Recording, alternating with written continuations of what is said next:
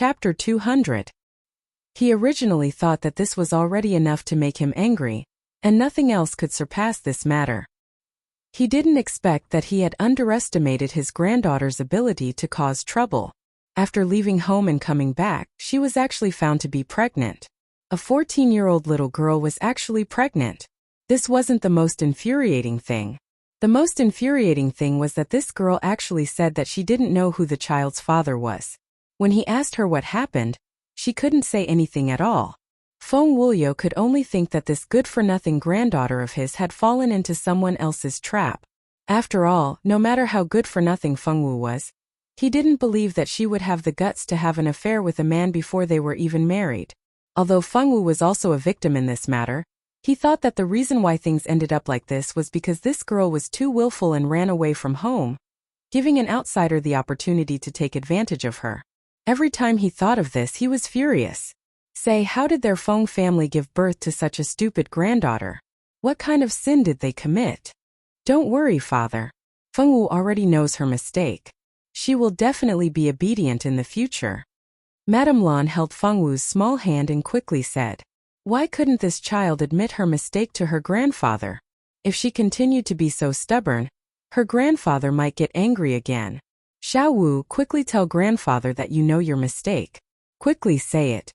Afraid that old Master Feng might chase Feng Wu out again in a fit of anger, Madame Lan pulled Feng Wu until she was in tears. I was wrong. Although she didn't know what she did wrong, if admitting her mistake could make this madam stop crying, Feng Wu wouldn't refuse to admit her mistake. Master said before that crying wasn't good and would make people weak. Seeing that she wasn't crying, this madam must be very weak. Originally, Feng Wu thought that as long as she apologized, this crybaby madam would definitely stop crying. She didn't expect that she would cry even harder. Didn't she already say what she wanted? Why was she crying? What a strange person. Xiao Wu, mommy Xiao Wu, you've suffered. You must not have been able to eat or sleep well for the past few months. You still have to take care of the child alone. It's only been a few months, and even your personality has changed. When had Feng Wu admitted her mistakes so easily in the past? Even if it was clearly her fault, she would not admit it so easily. Her stubbornness had made her suffer a lot. How much hardship did she have to go through to make her originally sharp character become like this? Poor Xiao Wu. It's all mom's fault for not protecting you well. It's all mom's fault. Only the sound of sobbing could be heard in the entire hall. Feng Tianqing was forced by his father's gaze to settle his wife quickly. He also knew that his wife was good at everything, but she loved to cry too much. She was often sad over small things, but his father had always admired strong and independent women. He hated it when women cried the most. Could not eat or sleep well. Feng Wu thought about it. She had eaten delicious meat buns and barbecued meat. As for sleeping, Feng Wu felt that the bed in the schoolroom was very soft. Although the bed in the guest room in Tianyu's house was a little hard, it was still quite comfortable, so she did not suffer. I don't suffer. I have meat buns and barbecued chicken legs to eat. The bed in the school is very soft. After thinking about it, she said, Xiaobai helps me take care of the baby. It's not hard. Oh, you used to only eat the meat of the demonic bull, and never other meat. Now you've started to eat meat buns and chicken. My poor child. Great, the more she cried, the louder she cried. Feng Wu did not know what to do. Why did she cry more and more? Master was right. Women who loved to cry were very troublesome, and she should never learn from her. Master was right. Enough, I'm still alive and well. What are you crying for? All of you get out. Feng Wu, stay. The old man slammed the table and the crying stopped immediately. Feng Wu looked at the old man with admiration. He was so amazing. He only shouted once and the crybaby who claimed to be her mother stopped crying. Were all creatures like mothers crybabies? But Tianyu did not like to cry. How strange. Feng Wu's mouth twitched when he realized that Feng Wu was not afraid of him. She was even staring at him with sparkling eyes. This girl had lived outside for more than a year and had become more daring. If it was in the past, she would have cried silently with a face full of grievance. Madame Lan looked at Feng Wu reluctantly. She was very worried that the old man would continue to be angry, but she did not dare to stay. After all, the old man had accumulated power in this family for a long time, and no one dared to offend him. Feng Ting looked at all this with schadenfreude. She could not wait for the old man to lose his head in anger and kill Feng Wu and her little vile spawn with one slap. Although she thought so in her heart, she showed a very concerned expression on her face. She looked like a good sister who cared about her younger sister. Feng Tianjun and his son were also very worried. The old man looked like he was still angry. Would it really be okay to leave the two of them alone like this? The father and son made a decision at the same time, which was to stand guard outside the door. If they heard any noise, they could rush in immediately to save them. After everyone left, Feng Wulu glared at Feng Wu angrily. He did not expect to find that this girl was really not afraid at all. If she was alone with him, her grandfather in the past, this girl would have been scared to the point of trembling. How could she still be so calm? It seemed that going out for a period of time had its benefits. At least her timid personality had changed. Do you know your mistake?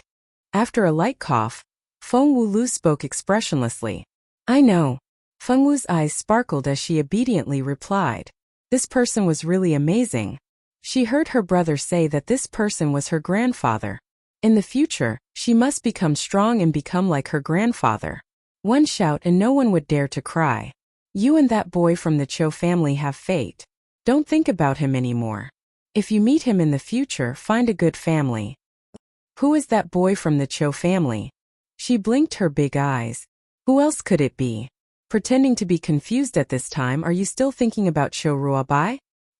He thought that she had really let go, but he did not expect that she still could not let go of Cho Ruobai. I'm not thinking about him. She did not know him.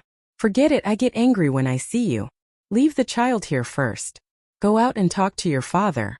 Feng Wulu waved his hand to drive her away. He was really not used to Feng Wu's expressionless face. Oh. Feng Wu nodded and left Xiaobai and Feng Yi in the hall. Humph! Did she think that he did not know that the foolish father and son had been standing guard at the door? Who did they think he was that he could really kill his granddaughter? Seeing that Feng Wu had left, Feng Wulu took little Baozi from Xiaobai's hands and looked at him carefully.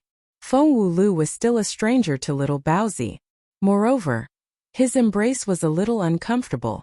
Little Baozi frowned and glared at him in displeasure. Chapter 201. Feng Wulu glared at him. Who is this child? The vice principal, that old fellow, said that this little fellow has a great background and told me to treat him well. He even said that I can't tell anyone about this little fellow's background. Fuck you, do I even know where this little fellow came from? If I want to say something, I need to have something to say. He told me to keep it a secret, but I didn't even tell him clearly. What an unreliable old fellow. Feng Wulu glared at little Bun as he muttered to himself. Luckily, he set up a barrier around him when he spoke, so no one could hear his voice. Xiao Wu, you finished chatting with grandfather so quickly? He originally thought that he would have to wait for a while, but he didn't expect to see Feng Wu come out so quickly. Where's the child? Feng Tianxing didn't see the Holy Mother Beast, and the child that the Holy Mother Beast was carrying, so he felt a little puzzled. With grandfather, Feng Wu replied. With grandfather. Feng Tianxing and Feng Tianxing were both shocked. No way, grandfather was such a cold person. But he was actually interested in Feng Wu's child. This was too inconceivable. The two of them weren't worried that old Master Feng wanted to do something to Feng Wu's child. After all, old Master Feng was already a peerless expert standing at the top of this world. Why would he lower himself to make a move on an infant? It seems that although your grandfather didn't say it, he has already forgiven Xiao Wu. If it wasn't for that, he wouldn't want to get close to the child. Feng Tianxing was happy. On one side was his daughter, and on the other side was his father. The two of them being able to coexist peacefully was naturally a good thing for him. That's great, Xiao Wu. It seems that grandfather's anger has really subsided. Feng Juntian was also happy for his younger sister and patted her head. In this 1 year, Feng Wu had indeed suffered a lot. Now that the bitterness was over, the sky was finally clear. Feng Wu's return to the Feng family was a big deal in the Feng family. It wasn't a secret in the upper class of Lanling City. Many people didn't expect that Feng Wu would come back one day. Generally speaking, it was already very benevolent of them not to be executed or driven out of the family after doing such a shameful thing. Even if they weren't driven out of the family or executed, it was impossible for such a person to return to the family with their original identity and continue to enjoy the family's treatment. Lanling City, Chiu family mansion, Chiu Ruobing's room. In that case, Fengwu is really back. The woman who spoke was dignified and beautiful. Her eyebrows were picturesque, and she was a beauty full of oriental temperament. The woman's jade-white hands were holding an expensive teacup carved from white jade. Her cherry-red lips were taking a light sip of the fragrant tea. Such a disgusting thing. Why did she come back? Grandpa Feng is really muddle-headed. Another woman sat elegantly in front of the window and trimmed the box in her hand. However, this time she trimmed the wrong part. Sister Lanzhou, what do we do now? I hate that woman as soon as I see her. I really don't understand why Grandpa Feng wants her to come back. She's always around my brother like a fly. Disgusting. Ever since she heard from Feng Ting that Fengwu was coming back, Chiu Ruoshui wanted to stay in the Feng family and give Fengwu a warning. It would be best if she could complain about her in front of Grandpa Feng. However, her sister, Chiu Ruobing, sent her a message saying that their good friend, Sister Lanzhou, came to visit. She had no choice but to leave the Feng family and return to the Chiu family. Sister, don't talk nonsense. If you compare her to a fly, then what does that make Brother Ruobai? Chiu Ruobing glanced at her indifferently. She put down the potted plant in her hand and the scissors that her friends used to trim branches and leaves and sat beside Lanzhou. Chiu Ruoshui also realized that her comparison was inappropriate after hearing her sister's words. She patted her mouth and playfully stuck out her tongue. I'm wrong. That thing is a dirty thing. It's too flattering to call her a fly. Ruoshui, why are you so angry? It's impossible for her and Brother Ruobai to be together. You should know that even if the relationship between your two families is good, Aunt will not let Brother Ruobai marry a woman who has given birth to a child as his legal wife. Lanzhou put down the teacup in her hand and stood elegantly. But I just hate her. I don't want to see her pestering my brother. She slapped me twice last time. That woman is disgusting and vicious. I wish she would be killed. You were slapped by her. Chiu Ruobing didn't expect that her sister, who had always been dull, would hide such an important thing. She dared to slap you? Even Lanzhou widened her eyes in surprise. Why wouldn't she dare? She is getting bolder and bolder. She only dared to take a detour when she saw me before. Now she not only dares to talk back to me but also dares to slap me. Every time she thought of the 2 slaps she received, Chiu Ruoshui felt as if there was a fire burning in her heart. So then we really can't let her go. Chiu Ruobing's eyes darkened and a touch of deep thought flashed through her eyes. Sister, you and Sister Lanzhou must help me avenge these 2 slaps. If it weren't for the fact that she wanted to persuade her sister and Lanzhou to help her, she wouldn't have told them that she had been slapped by Fengwu. Being slapped by a piece of trash wasn't something to be proud of. For Chiu Ruoshui, who had always cared about her reputation, it was even more unacceptable. Don't worry. It's Fengwu's fault this time. Ruobing and I will definitely help you. Lanzhou said softly with a loving smile on her face. That's great. Sister Lanzhou, you're so nice. Chiu Ruoshui cheered. Fengwu still didn't know that there were 3 girls eyeing her covetously. Her life these few days was very fulfilling. In the morning, she accompanied Madame Lan to read romance novels and played with Little Bun. In the afternoon, she accompanied Madame Lan to go shopping and watch a show. Occasionally, Feng Juntian would also go along, although he was dragged to the training room by his grandfather to practice swordsmanship most of the time. Feng Tianqing was busy dealing with the Feng family's matters, and usually wouldn't accompany them. Madame Lan held her daughter's hand. The mother and daughter wore similar mother-daughter outfits as they walked side by side into a private room. This was the most famous theater in Lanling City. Many madams and young couples liked to come here to watch shows. Today, the theater was filled with a new drama called Dragon Slayer. The main plot of this drama was about a young man called Ao Liang. He was obsessed with swordsmanship since he was young. He traveled all over the world and visited countless famous teachers to learn profound swordsmanship. However, when he returned home after mastering his swordsmanship, he found that the village he lived in had been burned down by a fire-breathing dragon. Everyone in the village died, including Ao Liang's parents. After that, in order to avenge the villagers, Ao Liang went to the palace and obtained the royal family's sacred sword. Then, he went to the Dragon Island where the evil dragon lived and killed the fire-breathing dragon. Chapter 202. Because Ao Liang killed the dragon and saved the people of that country, they no longer had to live under the shadow of the evil dragon. To thank Ao Liang, the king betrothed the most beautiful princess of the country to him. From then on, Ao Liang and the princess lived a happy life together.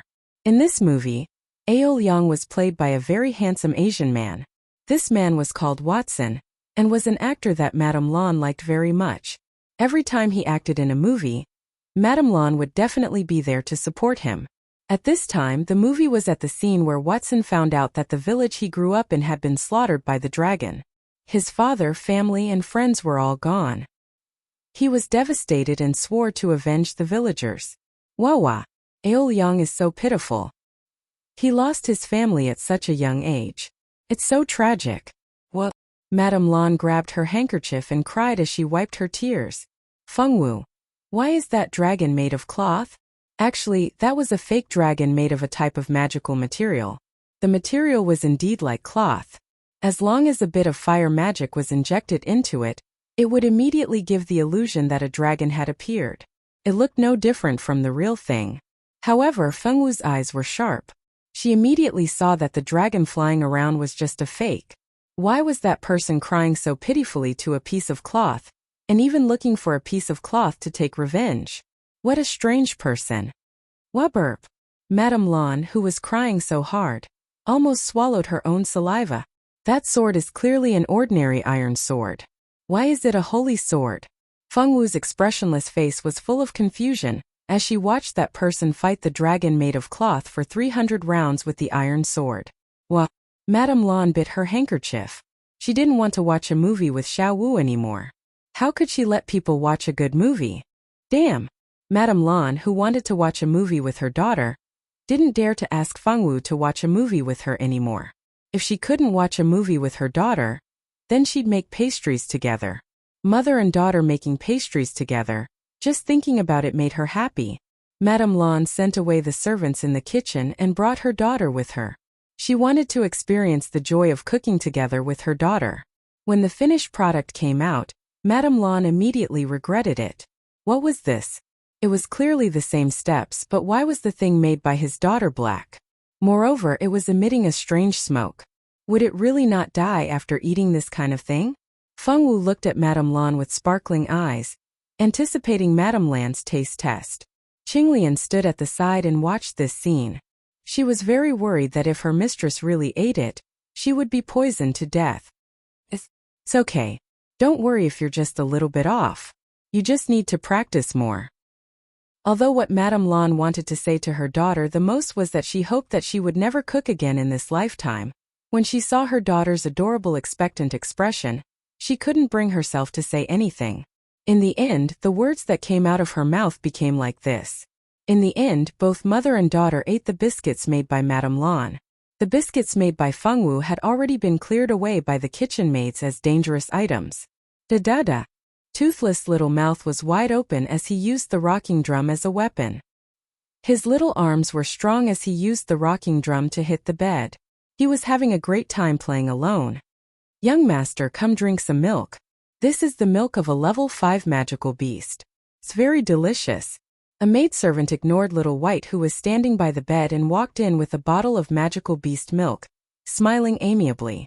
The originally harmless Holy Mother Beast Little White suddenly looked at the little maidservant who had just walked in with a warning expression. It was warning this little maidservant not to come any closer. Otherwise it wouldn't be polite. Everyone knew that Holy Mother Beasts were very protective of their young. Once they saw you as an enemy, they wouldn't be polite. You're called Little White, right? Miss Fengwu asked me to bring this magical beast milk. Hurry and feed it to the young master. Fortunately, the maidservant didn't try to get close to Fengyi. Instead, she looked at Little White and said innocently, "Smack." The little maidservant didn't expect that not only would Little White not accept it, it would even wave its paw and the entire milk bottle fell to the ground. How can you do this? The little maidservant was very angry, but she couldn't reason with a magical beast. She secretly cursed her bad luck and glared at Little White, then picked up the milk bottle and walked out. Once the little maidservant left the room, she walked to a small corner that didn't attract too much attention. How is it? Did that little bastard drink it? A woman who was also wearing a maidservant's uniform saw the little maidservant come over and asked hurriedly. The little maidservant shook her head. Big Sister Ming-Er, it can't be done. That holy mother beast has been watching. She didn't let that little bastard drink the magical beast milk I sent. Trash. You can't even do such a small thing. I really don't know what the young miss saved you for. Ming-Er pointed at the little maidservant's nose and scolded her. The little maidservant was scolded until she didn't dare to raise her head. She was very disdainful of Ming-Er in her heart. If you have the ability, you can do it yourself. Why rely on me? After scolding a few more times, Ming-Er finally flung her handkerchief and went back to report to her master. I'm sorry, young miss. That girl failed. Ming-Er lowered her head and said respectfully. That child is a stain on our Feng family. I originally wanted to let him disappear without a trace to save our Feng family's face. I didn't expect. Ming-Er, you disappoint me too much. Feng Ting coldly looked at Ming-Er, who was respectfully standing to the side. Her eyes flashed with a light that others couldn't understand. Young miss, please forgive me. Ming-Er definitely won't fail again next time. Ming-Er knelt down in fear. Forget it, get up. Now that I think about it, my idea of getting rid of that child was too immature. I'll drop this matter here. But young miss, letting that little bastard go like this is letting that trash Fengwu off too easily. Ming-Er said unwillingly. Don't worry, I won't let her off. I am the Feng family's young miss. I definitely won't let that trash replace my position in Big Brother Juantian's heart. Feng Ting knew that her mentality had been a bit unstable recently. When she saw Feng Juntian treat Fengwu with a pampering expression, the string of reason in her heart snapped. In this family, her grandfather treated her coldly and her father didn't dote on her. Only Feng Juntian, this big brother, was very good to her. Because of Feng Juntian, she got to know many noble ladies and heirs that she couldn't get to know with her status.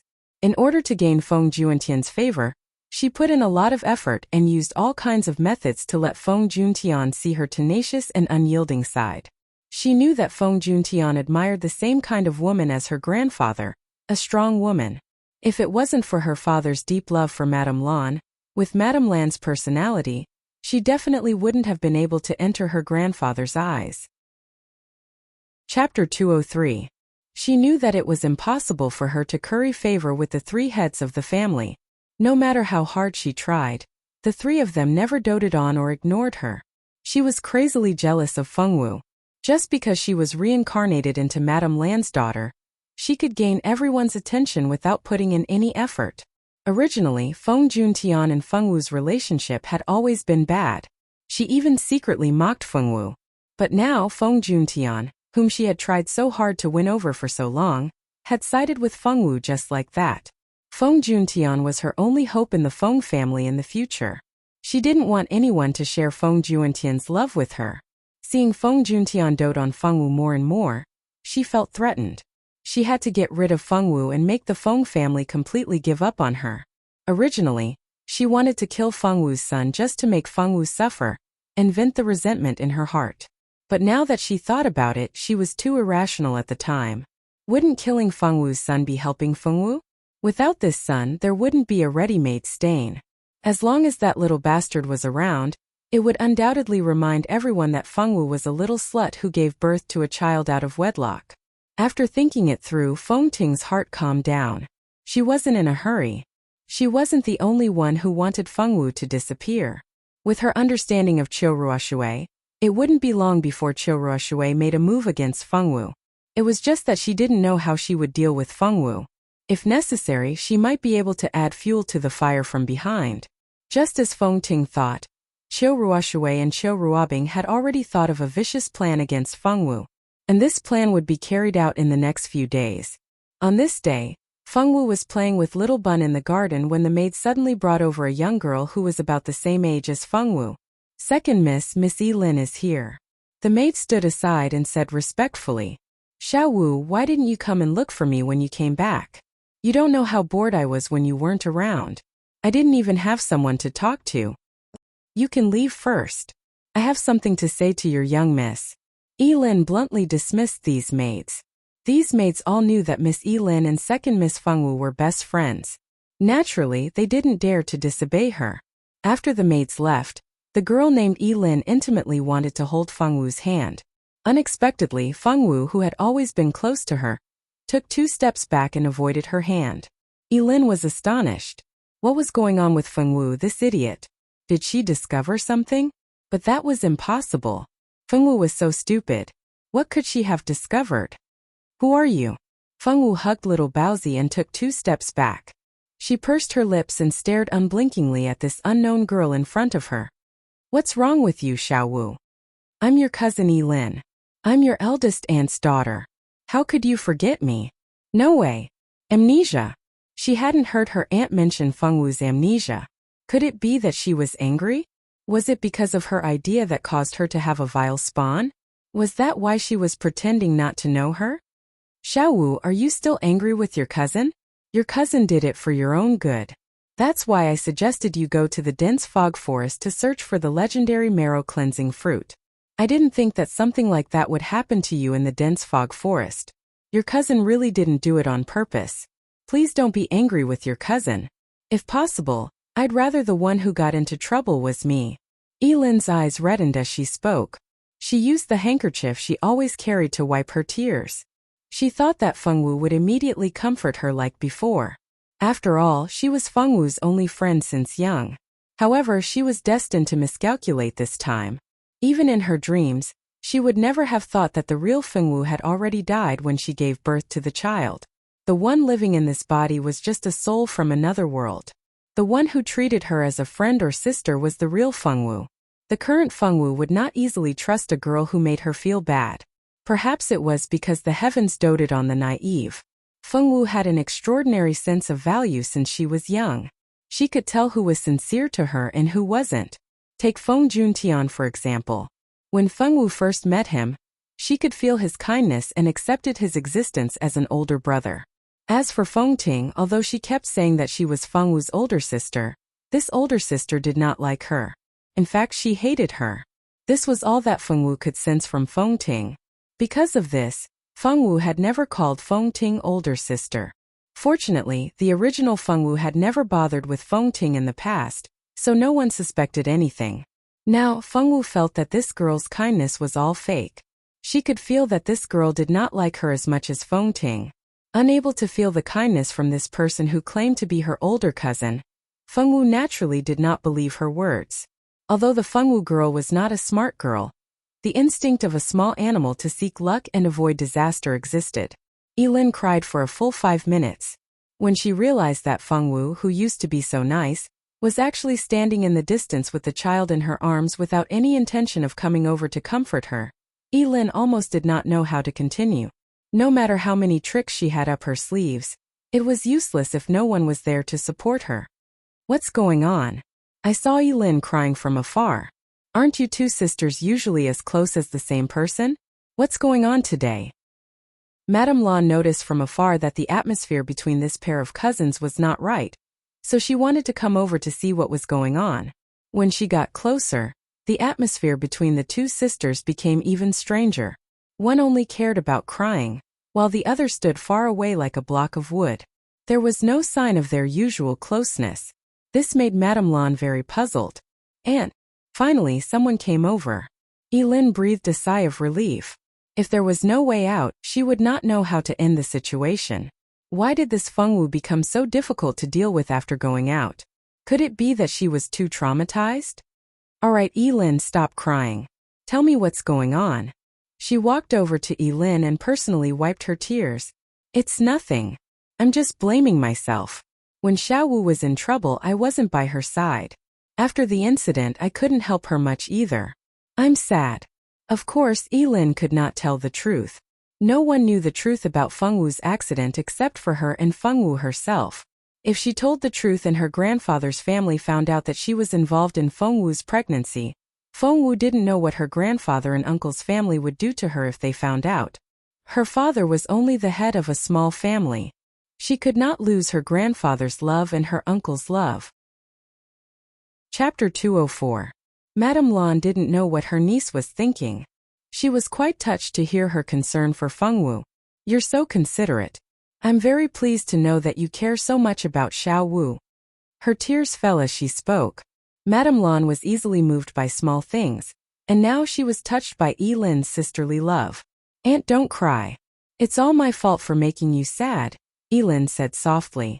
Madame Lan wiped her tears. "It's not your fault, Yi Lin. I'm just too touched to see your sisterly love."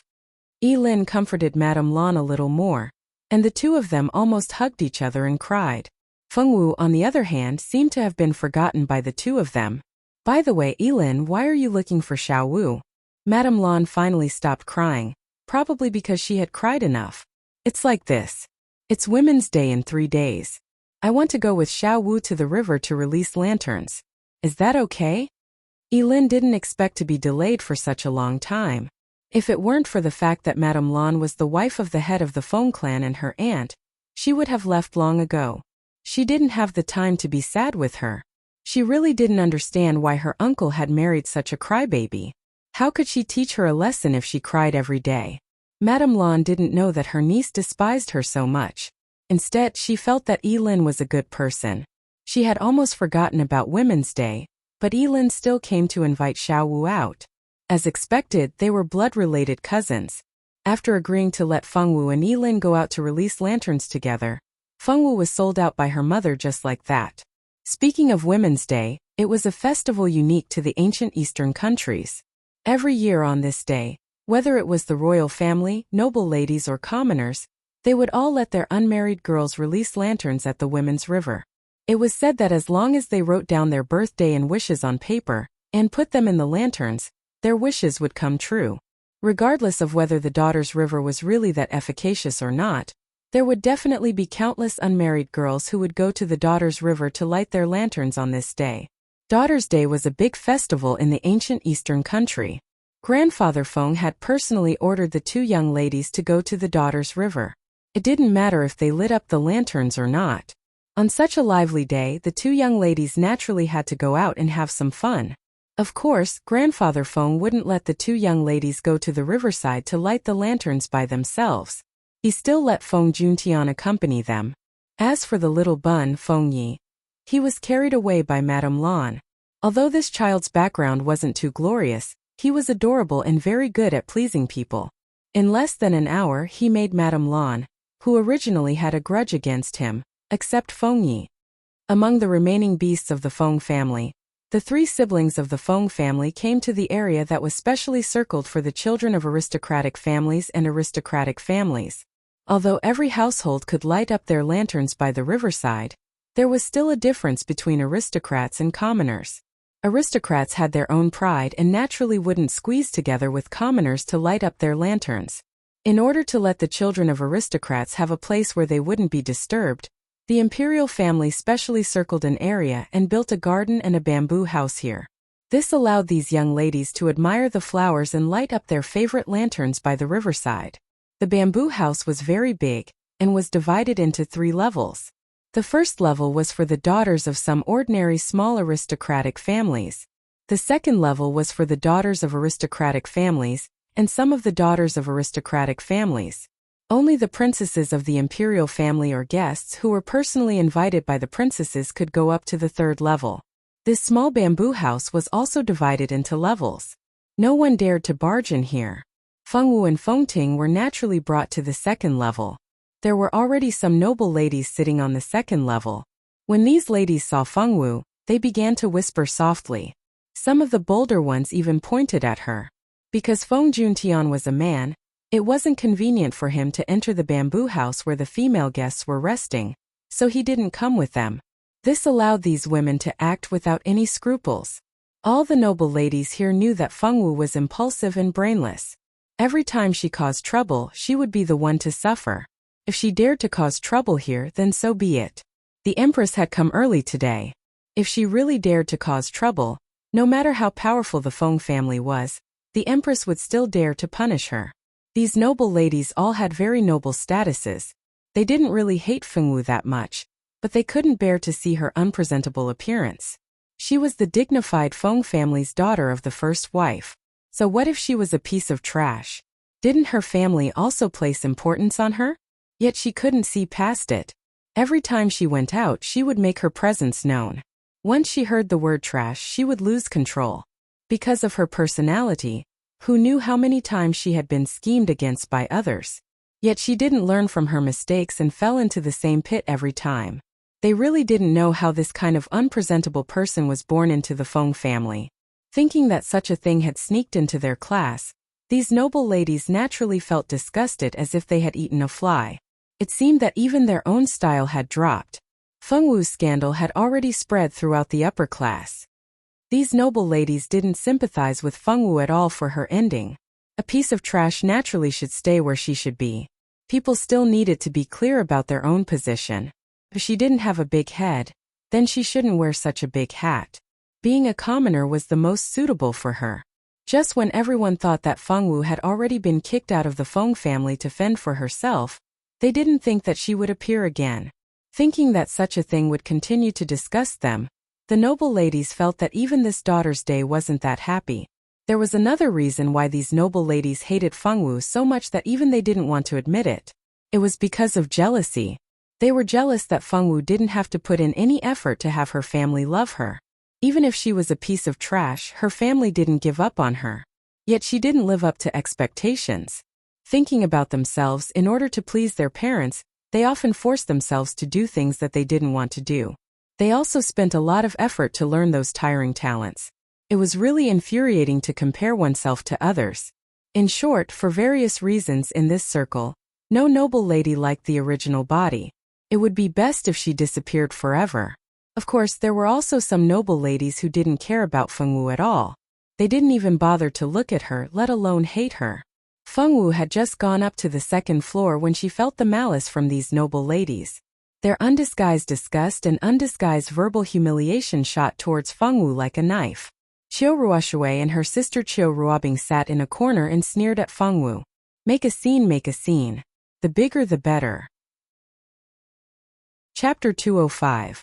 How does she still have the face to come? Look at her. I really don't know how an unchaste woman like her has the nerve to come out. She's just thick-skinned. She has the title of the Feng family's #1 trash, but hasn't she lived for so many years? A mere chastity is nothing to her.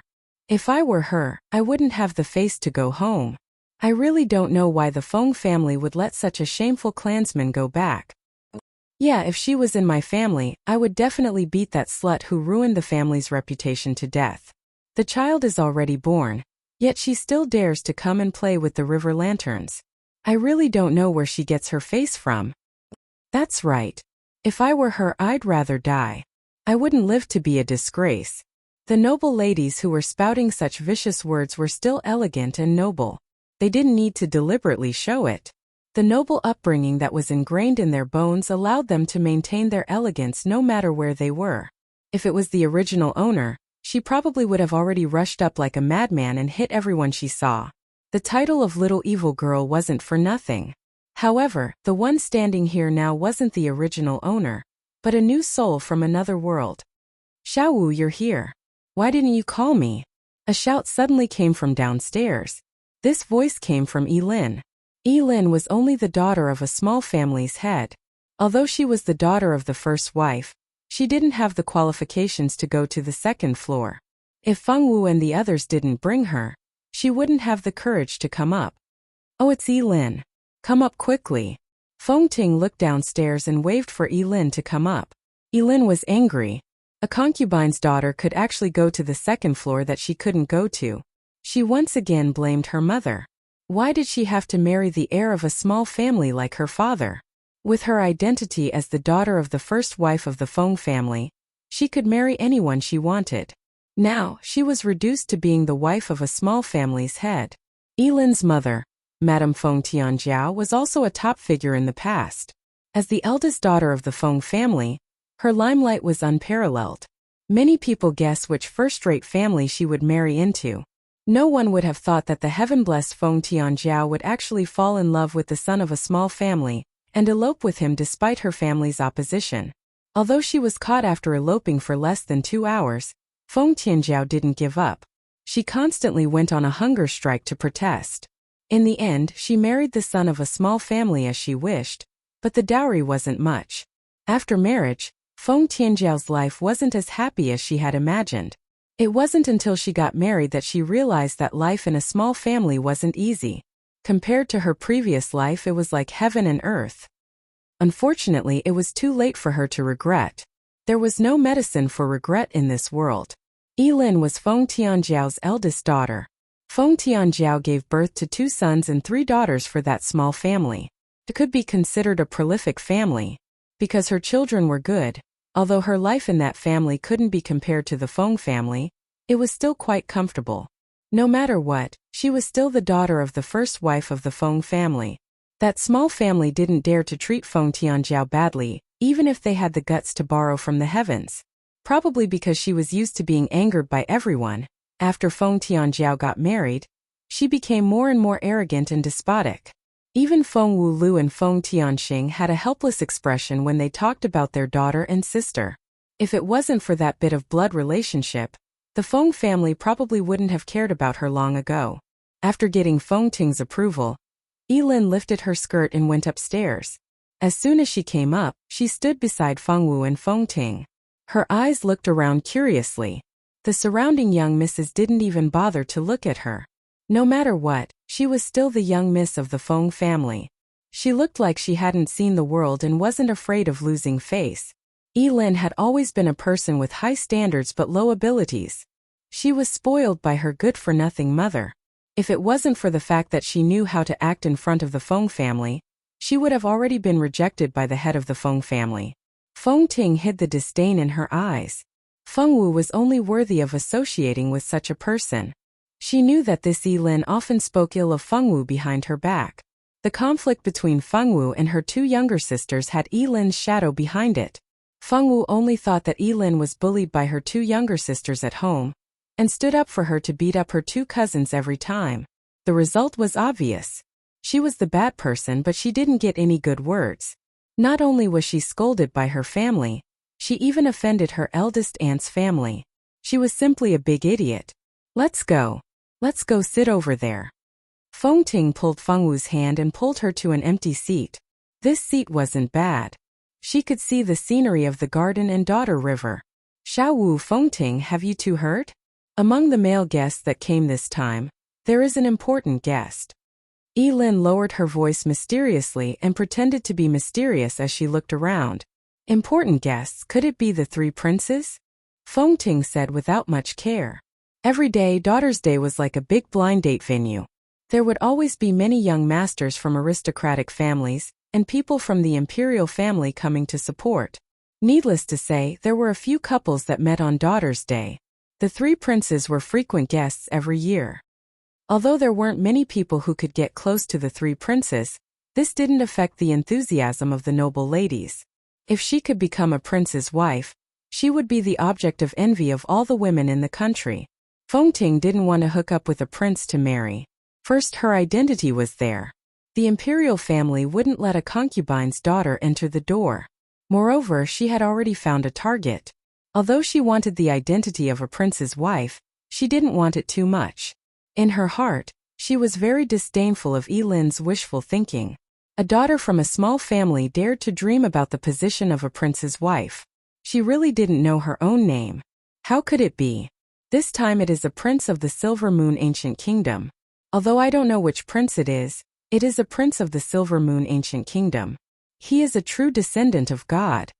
The more Yilin thought about it, the more excited she became. If she could get the prince's favor, why would she need to come and win over Feng Wu? A prince of the Silver Moon Ancient Kingdom? Feng Ting almost cried out in surprise. No wonder there were more male guests in front of the bamboo house than in previous years. It turned out that such an important person had come. Feng Ting's heart suddenly became hot, but after thinking about it, she gave up. The prince of the Silver Moon Ancient Kingdom was most likely the target of the princess and the young ladies of the aristocratic families. She probably wouldn't even have the chance to get close. Although Feng Ting's heart was higher than the sky, she still knew her own name. She didn't dare to compete with the princess. If she succeeded, then it was fine. If she failed, Then she would be blacklisted by the imperial family. This investment was too risky. Chapter 206. Elin didn't know what Feng Ting was thinking. She found it strange that the two of them didn't seem to know anything. In fact, Feng Wu and Feng Ting really didn't know about this, Madame Lan said. But she didn't think that the visit of the Silver Moon Ancient Kingdom's prince had anything to do with the girls of the Feng family. She knew her family's situation. Feng Wu was in such a big trouble now. It was basically impossible for her to find a high-status family. And because Feng Ting was a concubine's daughter, marrying an ordinary member of the imperial family was already considered a social climb. How could she marry into an empire like the Silver Moon Ancient Kingdom, which had divine bloodlines? Because of these reasons, Madame Lan didn't tell the two unmarried girls of the Feng family about the visit of the Silver Moon Ancient Kingdom's prince. Yes, I also heard about it from my mother. How come you didn't hear about it? Elin looked at Feng Wu and Feng Ting strangely. Impossible. Even her mother, who was the wife of a small family head, knew about it. How could these two young ladies of the Feng family not know about it? If it wasn't for the fact that she might attract the prince's attention by mingling with the noble ladies on the second floor, she wouldn't have gone to find Feng Wu. She knew Feng Wu well. In the past, Feng Wu never went up to the bamboo house on Daughter's Day. She would always leave after releasing the river lanterns. This time she planned to drag Feng Wu up by force. She didn't expect that she would go up by herself. Although she didn't know why she changed so much, it was good for her, wasn't it? She didn't want to think about it. Elin secretly made up her mind. She must seize this opportunity to win the prince's heart. By then, she would be able to stand out from these noble ladies. Let's see who would dare to look down on her. The more Elin thought about it, the more beautiful it was. She seemed to see herself wearing the crown of imperial concubine and becoming the object of envy of all the unmarried girls of the Eastern Ancient Kingdom. Feng Wu silently ate the pastries on the table. She clearly did not care about the conversation between the two people beside her. The prince had nothing to do with her. Crunch, crunch. A fragrant and sweet biscuit was swallowed by Feng Wu in a few bites. She continued to reach for a piece of cake. The ancient Eastern country's daughter cakes were also very famous. On the day of the Daughter's Day, young girls would eat some cakes. This was a tradition of the Daughter's Day. The girl cakes in the bamboo house were all meticulously made by the imperial chefs. They were fragrant, soft, and had a hint of sweetness. They were very popular among the young girls. I don't know. Mother never mentioned this. Xiao Wu, do you know? Feng Ting couldn't help but suspect that Madame Lan was afraid that she would steal Feng Wu's limelight. Was that why she didn't tell her on purpose? Was she afraid that she would attract the prince's attention and live a better life than her daughter in the future?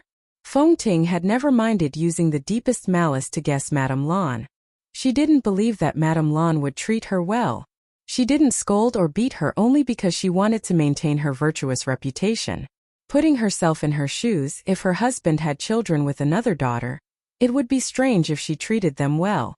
Feng Wu didn't stop chewing. She shook her head slightly, indicating that she didn't know about this either. Even Xiao Wu doesn't know? Feng Ting didn't believe it. She suspected that Feng Wu was deliberately pretending not to tell her. Fortunately, she didn't see that prince as a target, so she didn't lose anything. However, Feng Ting sneered in her heart. So what if Madame Lan didn't want her to marry well? She, Feng Ting, wouldn't be manipulated by her. Yes. Feng Wu nodded.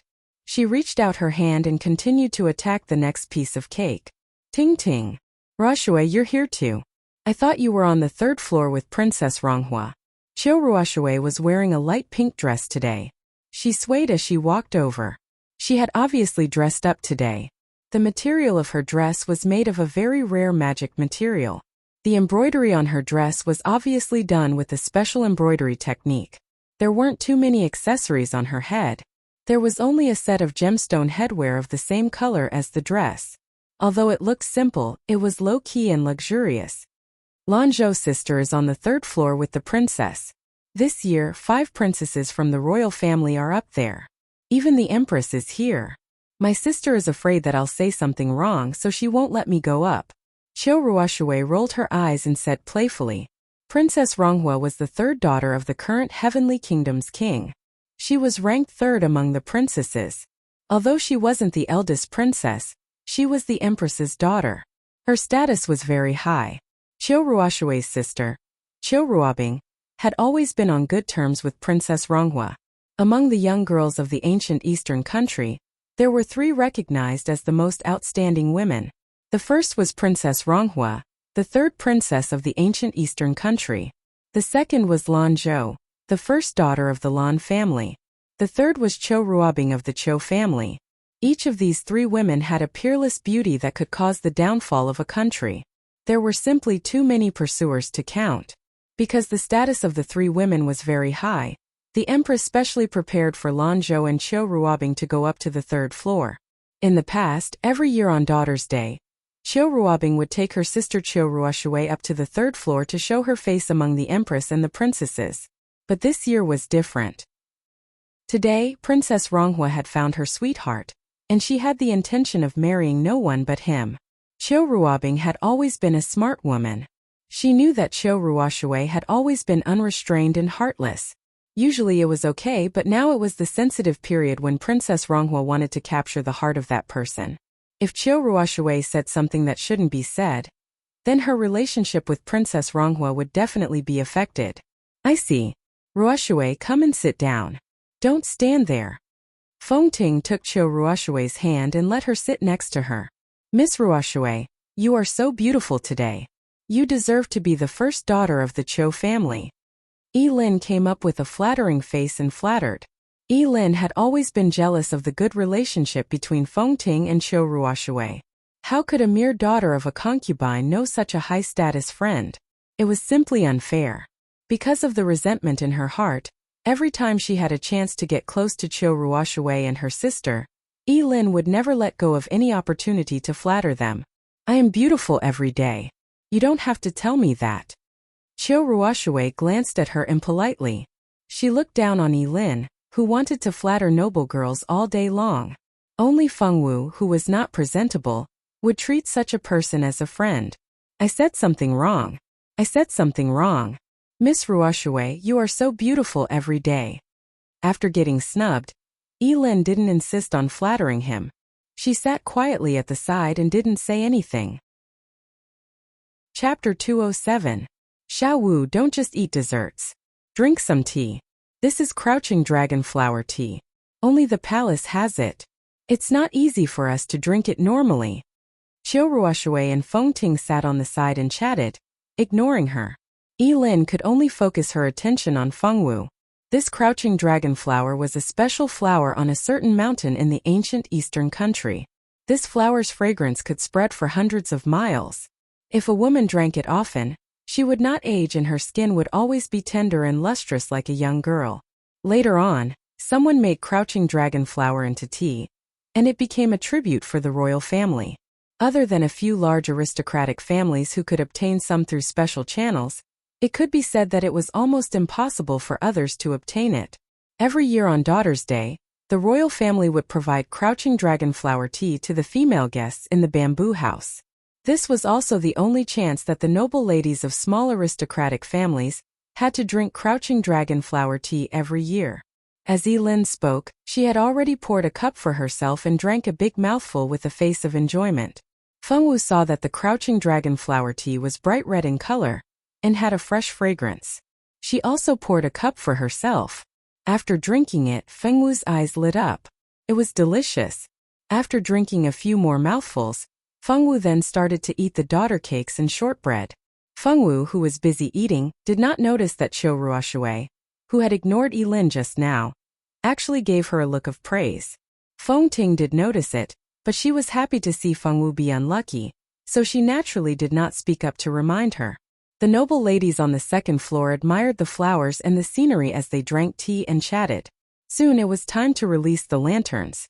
The sky was filled with sparkling fireworks and a dazzling firework started to bloom in the air.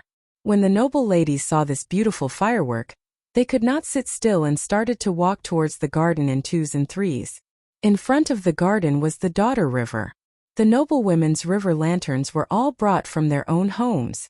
Each noblewoman could bring a maid with her. However, the maids were not allowed to enter the bamboo building. They could only wait outside the building. Fengwu's maidservant Qing, and Fengting's maidservant Ming, naturally followed. The two girls each held a river lantern and waited quietly in the room provided for maidservants to rest under the bamboo building. Juntian, what's wrong with you today? Why are you looking at the bamboo house? Are you worried about Fengting? Qiu Ruobai had long noticed that something was wrong with her good friend. From time to time she would look at the bamboo building, so she guessed. Xiao Wu is also participating in the bamboo house's gathering this time. I'm a little worried that she will be bullied. Feng Juntian didn't hide anything and told his friend about his worries. Vice Captain, why are you worried about that bad woman? Last time she hit Ruoshui. Who can bully her when she's so fierce? Ning Fei said indifferently. That's right. That woman is so bad. Vice Captain, you should be more concerned about Fengwu. How can she be qualified to be your sister? Lu Zong looked in the direction of the bamboo house with disdain. Lu Zong, I treat you as a friend.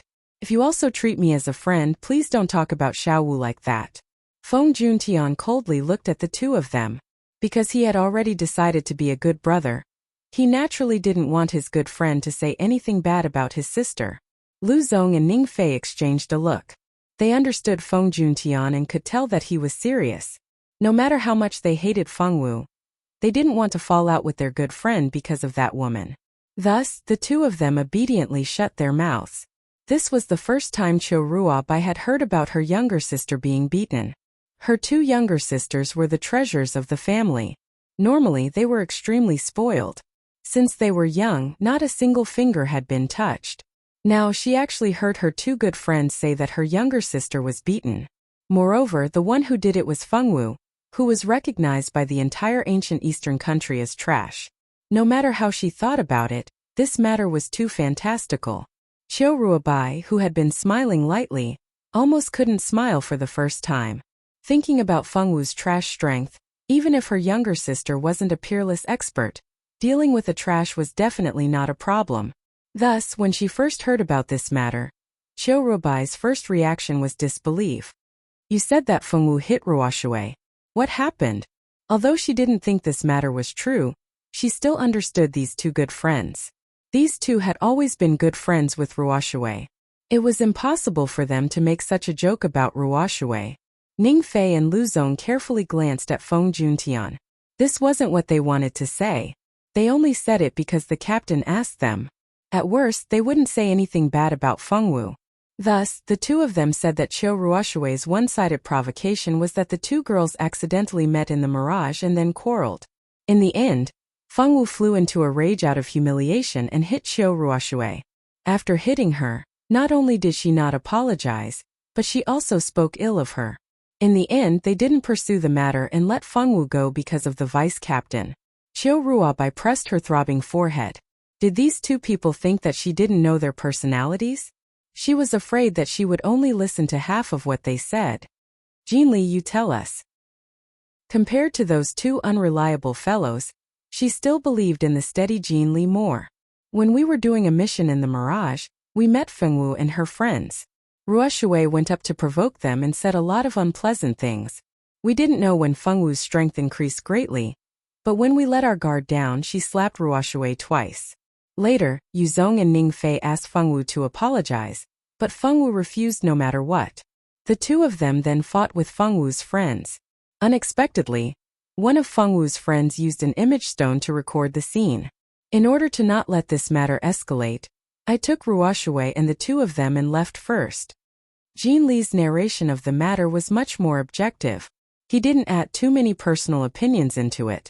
Overall, it was quite pertinent. It turns out that after Ruoshui came back that day, she kept pestering me and telling me to ignore Fengwu. She even scolded Fengwu in front of me and asked her what happened. She only said that Fengwu hadn't given up on me and wanted to use her and Fengting to get close to me. Now that I think about it, Ruoshui felt that she had lost face after being slapped by Fengwu and didn't dare to tell me the truth. That's why she said that Fengwu hadn't given up on me and wanted me to help her teach Fengwu a lesson. Qiu Ruobai rubbed her chin and turned to look at Feng Juntian. Juntian, my sister can't be beaten for nothing. Feng Juntian's expression was somewhat unsightly. He knew that the Qiu family was very protective of their own. If he didn't give an explanation, He was afraid that Qiu Ruobai would personally seek justice for her sister. At that time, Fengwu definitely wouldn't be able to resist. As a good friend of Qiu Ruobai who grew up together, he deeply understood how ruthless this man's heart was hidden under his handsome appearance. Chapter 208. I will make her apologize to Ruoshui. No matter what, she shouldn't have hit her. Feng Juntian made a serious promise. After all, Fengwu was in the wrong. No matter what, it was unreasonable to hit her first. Fortunately, with the relationship between the two families, an apology should be able to solve the problem. Fengwu didn't know that her brother had discussed with Qiu Ruobai to make her apologize behind her back. She was now walking out of the bamboo house with Feng Ting and the others. Outside the bamboo house there was already a lot of noise and it was very lively. Qiu Ruoshui didn't return to her sister's side. Instead, she pulled Feng Ting to Fengwu's side. Occasionally she would smile maliciously, which made people feel frightened. The excitement in Qiu Ruoshui's eyes was almost unconcealable. The smile on her face grew bigger and bigger. She couldn't wait to see Fengwu's unlucky appearance. In the garden, many male guests began to look for noble ladies they were interested in. It was rare to have such an opportunity. It would be good if they could make a good match. Not long after, several couples had successfully struck up a conversation. Although Feng Ting was a concubine's daughter, she was beautiful and charming. Many male guests were inquiring about her identity. Although the status of a concubine's daughter couldn't compare to that of a legitimate daughter, her talent was much better than that of a legitimate daughter. Even her reputation was much better than that of Fengwu. Many men still wanted to get in touch with Feng Ting. It would be good if they could succeed. Unfortunately, Feng Ting's heart belonged to someone else. She maintained a polite smile to these male guests who came forward to strike up a conversation. She always tactfully rejected others' advances with a gentle and generous attitude. Even those who were rejected couldn't resent her. There were also many male guests who came forward to strike up a conversation with Qiu Ruoshui. As the second legitimate daughter of the Qiu family, Qiu Ruoshui's status was much higher than Feng Ting's. The men who came to strike up a conversation with her were naturally not on the same level as those who struck up a conversation with Feng Ting. Feng Ting was envious in her heart, but the expression on her face was indifferent. No one could tell what she was thinking. Yi Lin, on the other hand, was very unconvinced when she saw so many men surrounding the two of them. Why? No matter what, she was the young miss of the Feng family. Why didn't a single man come to strike up a conversation with her? What kind of taste did these men have? Xiaowu. Fengwu was watching the fireworks when she suddenly heard her brother's voice behind her. She turned around happily. Sure enough, she saw her elder brother looking at her with a smile. Standing beside her elder brother were those annoying people who helped the bad guys. Although Fengwu didn't care about Qiu Ruoshui following her, she still couldn't like someone who scolded Little Bun. When Ning Fei and Lu Zong saw Fengwu, they also snorted disdainfully. Since Feng Juntian was present, they didn't say anything unpleasant. Big brother. Fengwu ran into Feng Juntian's embrace, her little head happily rubbing against her big brother's clothes. Ning Fei and Lu Zong instantly opened their mouths wide, as if they couldn't believe that the person in front of them was the Fengwu they used to know. Who didn't know that the person Fengwu hated the most was her brother, Feng Juntian. Normally, the two siblings wouldn't even talk to each other. But now, she suddenly ran over and called him big brother so intimately. This wasn't right, it was very wrong. Could it be that she wanted to take revenge and break up their friendship from the inside? The more they looked at it, the more it seemed like this was the case. This woman was still as vicious as before. She was really too hateful. Qiu Ruobai looked at the affectionate siblings and thoughtfully rubbed her chin. She couldn't understand what Fengwu wanted to do. Xiaowu, were you obedient just now? No one bullied you, right? Feng Juntian was worried that Fengwu would be bullied. He was also worried that Fengwu would be impulsive and start fighting with others because of a few words. When they returned home, he was afraid that his grandfather would be angry again. I was obedient. No one bullied me. Fengwu obediently allowed her brother to pat her head as she spoke seriously. That's good. Feng Juntian smiled dotingly and rubbed his sister's head twice. Big brother. Feng Ting looked at the affectionate scene between the siblings and felt uncomfortable. Did Feng Juntian only like Fengwu and no longer care about her? this concubine-born sister? She didn't want to be ignored and she didn't want Feng Juntian to only dote on Fengwu as his little sister. Thus she spoke up, her voice somewhat aggrieved. Ting Ting. Feng Juntian turned his gaze to Feng Ting and responded. Feng Ting felt even more uncomfortable in her heart. Before Fengwu returned, she was her big brother's only little sister. But now with the addition of Fengwu, she who had been close to Feng Juntian for more than 10 years, was like an extra button. As expected, if they weren't born from the same mother, then there was a layer separating them. No matter how hard she tried, she couldn't make up for it. Vice Captain, don't forget. You promised the captain that you would make this bad.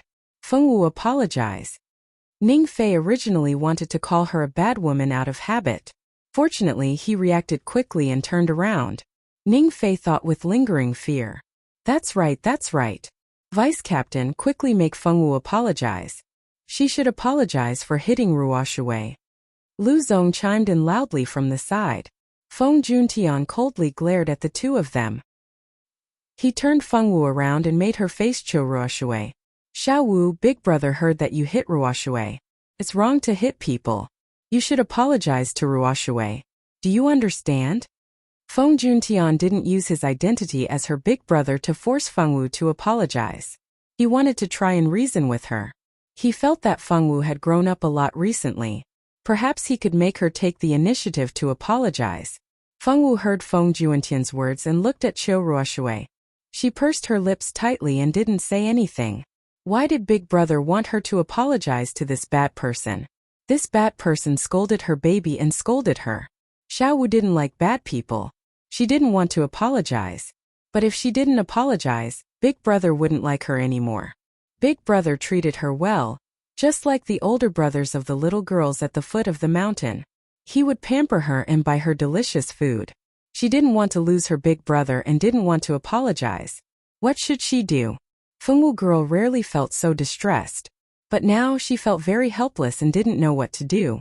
Because she didn't know what to do, Fengwu just stood there like a block of wood and didn't say anything. Xiao! Feng Juntian called out a few times, but his sister didn't respond to him. Could it be that she didn't want to apologize and get angry again? Xiao Wu, you should apologize. You shouldn't have hit Ruoshui that day. Apologize and let's make up, okay? Feng Ting gently walked to Fengwu's side.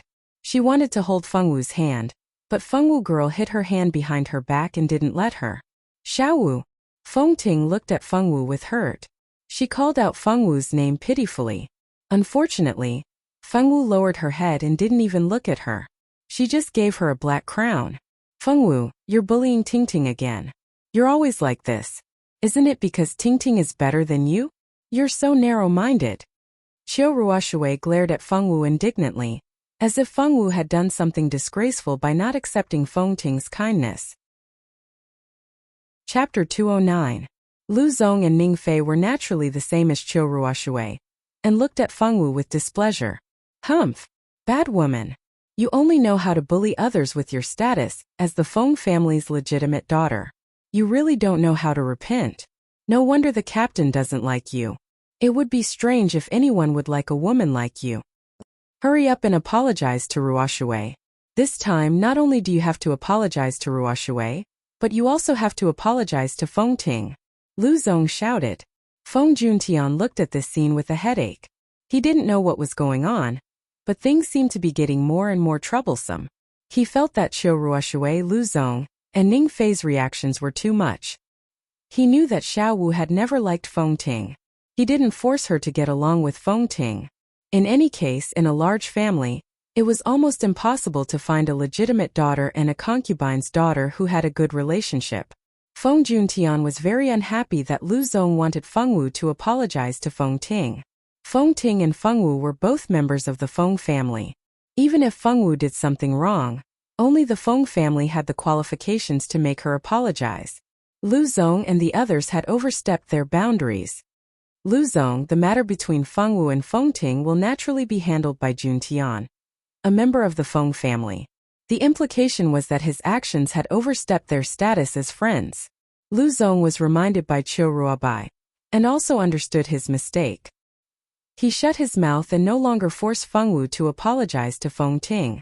Ning Fei, who had originally planned to speak gently to Lu Zong, also understood when he heard the captain's words. He didn't dare to join in the commotion. Both of them were legitimate sons of large families. Even if their thoughts weren't as deep as Feng Juntian and Qiu Ruobai, they weren't idiots. Some things they didn't understand at the moment, but after being reminded, they immediately understood their mistakes.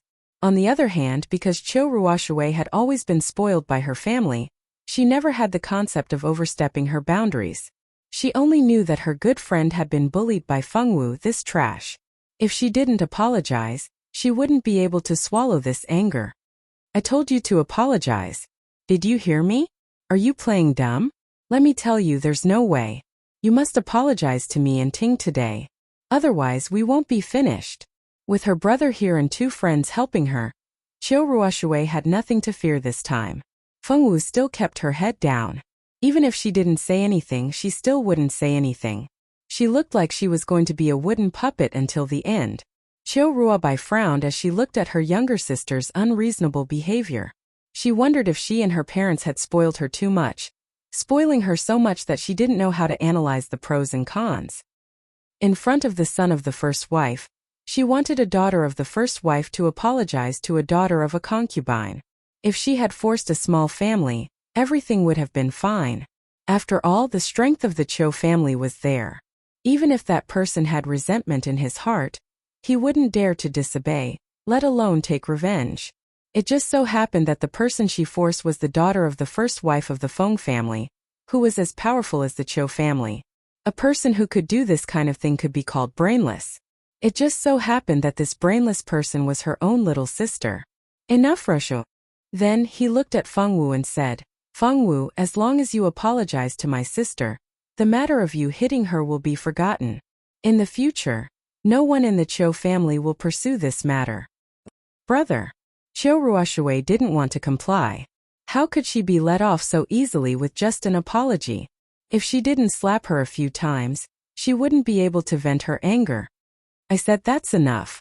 Qiu Ruobai gave her younger sister a deep look, her eyes filled with a strong sense of warning. Qiu Ruoshui knew her brother's temper. Usually it was fine to throw a tantrum, but when her brother was angry, it was best to be honest. When her brother was angry, he wouldn't give anyone face. Qiu Ruoshui closed her mouth, feeling wronged. She didn't dare to make her brother angry again. I won't apologize. At this time, Fengwu, who had been silent, finally spoke. She slowly raised her head. Her voice was still soft, but there was stubbornness and a touch of grievance in her voice. Xiaowu, don't be stubborn. As long as you apologize, this matter will be over. Ruobai has already promised not to pursue this matter. Feng Juntian stared closely at Fengwu. He did this because he didn't want Fengwu to be hated by Feng Juntian. He also didn't want this matter to reach his grandfather. Once his grandfather knew that Fengwu caused trouble again and even hit a daughter of the Qiu family, he would dislike Fengwu even more. She's a bad person. She scolded Xiao Yi and me. I won't apologize to a bad person. Fengwu turned away and no longer looked at her brother. Although Fengwu wanted a brother, she wouldn't give up her perseverance for a brother who stood on the side of a bad person. Feng Juntian wanted to persuade her again. But at this time there was a commotion. Many men and women looked towards the entrance of the garden. There were also small exclamations as if they had seen something incredible. Heavens, is that the Prince of the Silver Moon Ancient Kingdom? He's so good-looking. I've never seen such a good-looking person. I feel that he's even more handsome than Feng Juntian and Qiu Ruobai. As expected of a prince from the Silver Moon Ancient Kingdom. He's as beautiful as the moonlight. If only I had the chance to talk to her. Dream on. Can't you see that the princesses are here? Moreover, even if the princesses aren't here, there's still Qiu Ruoshui and Lanzhou. How could we have the chance to talk to that prince? Did you guys hear? The third princess seems to have taken a fancy to that prince and intends to have a marriage alliance with the Silver Moon Ancient Kingdom. Is that true? The third princess's standards are indeed high. I've never heard of any man that could enter her eyes. Now she's finally taken a fancy to one.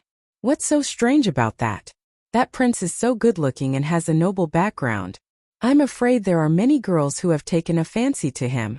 However, Who would dare to compete with the princess for a husband? It's not like they don't want to live in the ancient Eastern Kingdom anymore.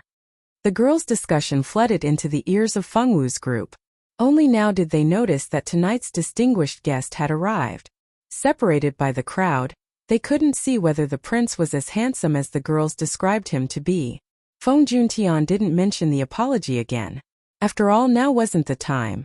The visit of a prince from the Silver Moon Ancient Kingdom was a big event. Moreover, it was said that this prince was very likely to be the next Moon Emperor. With such a noble person here, anything else could be put aside. Ting, let's go take a look at that prince. I'm really curious what he looks like.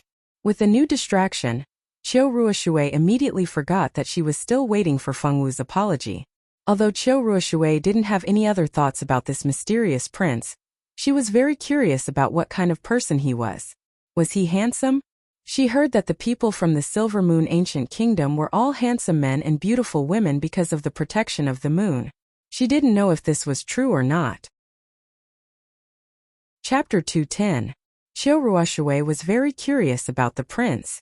She wanted to go to the third floor to ask Princess Ronghua, but her sister was worried that she would make Princess Ronghua unhappy, so she didn't let her go to the third floor at all. She really didn't understand what was wrong with her sister today. In the past, she could go to the third floor with her sister, and the Empress and the Princess liked her very much. Why couldn't she do it this year? Although Qiu Ruoshui had a bad temper and did some tasks recklessly, she was not a smart girl. She couldn't understand the deep meaning of her sister's actions. The reason why Qiu Ruobing didn't let Qiu Ruoshui go to the third floor to inquire about the prince was that she was afraid that Princess Ronghua would be suspicious of her. Lan Zhou was already the future princess, but she hadn't chosen her future husband yet. Now everyone knew that Princess Ronghua was determined to get the prince. If Qiu Ruoshui went up to inquire about it at this time, maybe Princess Ronghua would think that they had some thoughts about the man she liked. People only knew that Princess Ronghua was graceful and elegant, but no one knew that she had always been narrow-minded and very suspicious. It took Qiu Ruobing a lot of effort to become friends with Princess Ronghua. She naturally knew when she could get close and when she needed to stay away to avoid suspicion. It was a pity that Qiu Ruobing didn't dare to tell Qiu Ruoshui these things. Qiu Ruoshui had never been scheming, so Qiu Ruobing didn't dare to tell her these things. Well, Xiaowu, do you want to go together?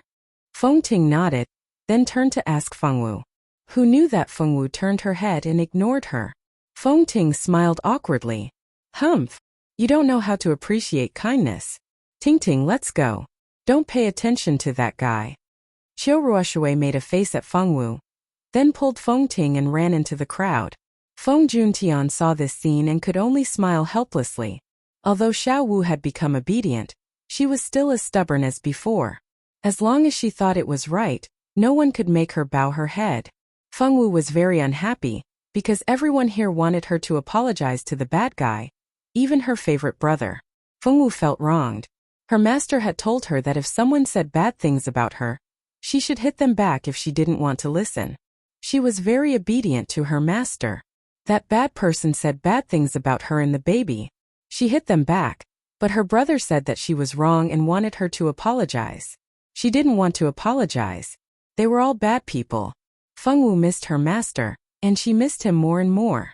Fengwu, who was feeling aggrieved, didn't notice that the crowd was rushing towards them. It seemed that the prince was walking towards them, and the crowd was following him. Fengwu inadvertently raised her head to look at the prince surrounded by the crowd. When she saw who it was, her eyes immediately lit up. The Fengwu girl rushed forward like a cannonball, pushing aside the noble ladies who were blocking her way. Then, before anyone could react, she threw herself into the prince's arms. Ah! The young girl's scream rang out. Who is she? How dare she? She's too shameless. Our ancient Eastern country's face has been lost by this woman. Just wait and see. His Highness will definitely push her away. Isn't that Fengwu? Finally, someone recognized the Fengwu girl. No way. Seems to be her. Isn't she secretly in love with Qiu Ruobai of the Qiu family? Why would she throw herself into the arms of the Silver Moon ancient country's prince? Why else? She's just shameless. How infuriating. How did our ancient Eastern country produce such a shameless woman? How will His Highness look at us now? Even the other girls are losing face with her. Although there was still a smile on Princess Ronghua's beautiful face, her hands hidden in her sleeves had already clenched into fists. She really didn't expect that someone would be so bold. These noble ladies had already guessed that the ancient Eastern country and the Silver Moon ancient country had a marriage alliance. Now there was a bold lowly servant who dared to seduce the prince in front of her. She really didn't know life from death. After the prince left, she would definitely make that woman pay the price. Princess Ronghua viciously thought in her heart. At the same time she was still waiting for the prince to push this shameless woman away. The prince of the Silver Moon ancient kingdom also pushed away the woman in his arms, just as everyone expected. At this time, although Fengwu was no longer in his arms, her hands were still stubbornly wrapped around his waist. Her eyes were still a little red and she looked very wronged. It's over. Feng Juntian secretly cursed. He regretted that he didn't keep an eye on Fengwu. This time he caused big trouble. It was all because of her that Fengwu did this kind of thing. Qiu Ruobai secretly frowned. What was Fengwu doing?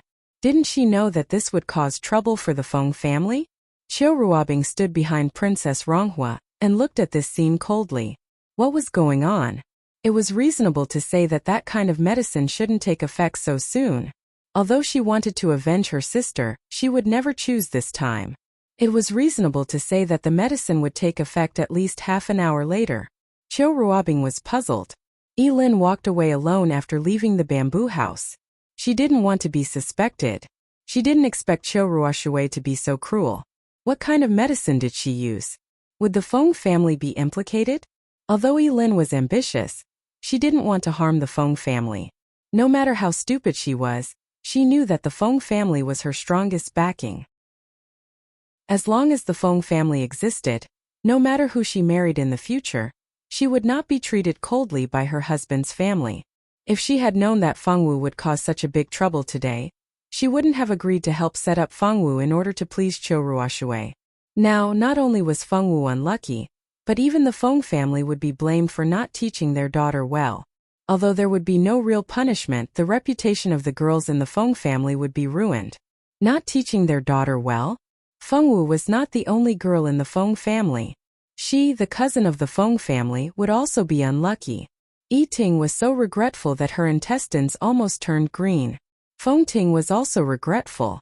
She really didn't expect that Qiu Ruoshui would arrange such a vicious plan to target Fengwu. If she had known it would be like this, she would definitely stop it. How could she not understand what Yilin could understand? She hated it so much. You drugged Fengwu. Why didn't you choose another time? Why did you choose to do it when the Prince of the Silver Moon Ancient Kingdom came to visit? This not only harmed Fengwu but also Fengting. It was almost impossible for her to find a good husband in the future. This was ruining her life. She even hated Qiu Ruoshui now. If Qiu Ruoshui treated her as a friend and considered her a little, she would never choose such a vicious way to ruin Fengwu's reputation at this time. Chapter 211. Thinking that her reputation was ruined by Fengwu, and that it was impossible for her to be with her sweetheart, her eyes turned red with hatred. Even though Fengting was smart, she almost fell to the ground in the face of such a blow. Fengting didn't know that Qiu Ruoshui was even more surprised than her. Qiu Ruoshui was also puzzled. The effect of the medicine couldn't take effect so quickly. She didn't want Fengwu to embarrass herself in front of the prince. This time, not only Fengwu, but also everyone in the Feng family would be unlucky. Qiu Ruoshui's face was as pale as a ghost. If her family knew that all of this was planned by her and her sister, she couldn't imagine what would happen to her. If this matter was found out by the royal family, then their family would be disgraced by the royal family together with the Feng family. What was the most important thing for a family?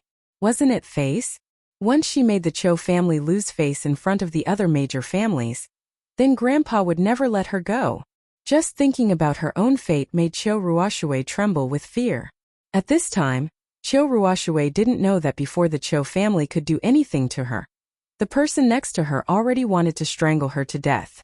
While everyone was having their own thoughts, the Prince of the Silver Moon Ancient Kingdom did something that shocked everyone.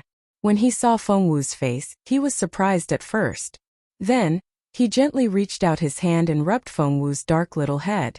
Xiaowu, what's wrong with you? Mingxi.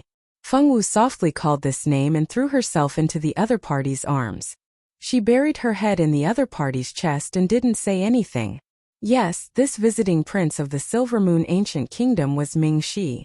Mingxi was the prince of the Silver Moon Ancient Kingdom. After the end of the training, Mingxi returned to the Silver Moon Ancient Kingdom. At this time, his father received a call for help from the Ancient Kingdom of the East. Mingxi came to the royal family of the Ancient Kingdom of the East as a guest. He never thought that he would meet Fengwu in the ancient Oriental country, let alone in such an environment. It was just that Fengwu didn't look good right now. Her eyes were red as if she had been wronged. Mingxi still had a certain understanding of the Fengwu girl. Don't be fooled by how she looked all day long. In fact, she was very sensitive and could get hurt easily at certain times. Good girl, don't be sad. You can tell me if you've been wronged. I'll help you, okay? Mingxi hugged the little thing in his arms and comforted her softly. Your Highness, Princess, I have some matters to discuss with my friend. Please forgive Mingxi for leaving first. Mingxi didn't push Fengwu away. Instead, he turned his head and said to the Empress and several princesses of the ancient Eastern country, no one could have imagined that things would develop like this. Prince Mingxi meant that he knew the trash Fengwu? What a joke. Why her? What qualifications does this trash have to know the future heir of the Silver Moon Ancient Kingdom? Many of the small and medium-sized families didn't know about Fengwu's unmarried child. This matter was spread among the children of the large families, but no one revealed it to the small and medium-sized families. Therefore, apart from a few noble ladies with extraordinary statuses, the rest of the group only thought that Fengwu was a trash who was useless in both magic and martial arts. They didn't know anything else. Those who knew were so shocked that their jaws almost fell. This was impossible. They must have opened their eyes the wrong way. Fengwu knew the prince of the Silver Moon Ancient Kingdom. This was even more shocking than hearing that she was suddenly accepted by the Feng clan again. Prince Mingxi, since you have something to discuss, then go. But don't go too far. Your safety is very important. Nothing can happen to you. After all, the Empress was the Empress. Although she was also crazily shouting that it was impossible in her heart, she still looked dignified and noble.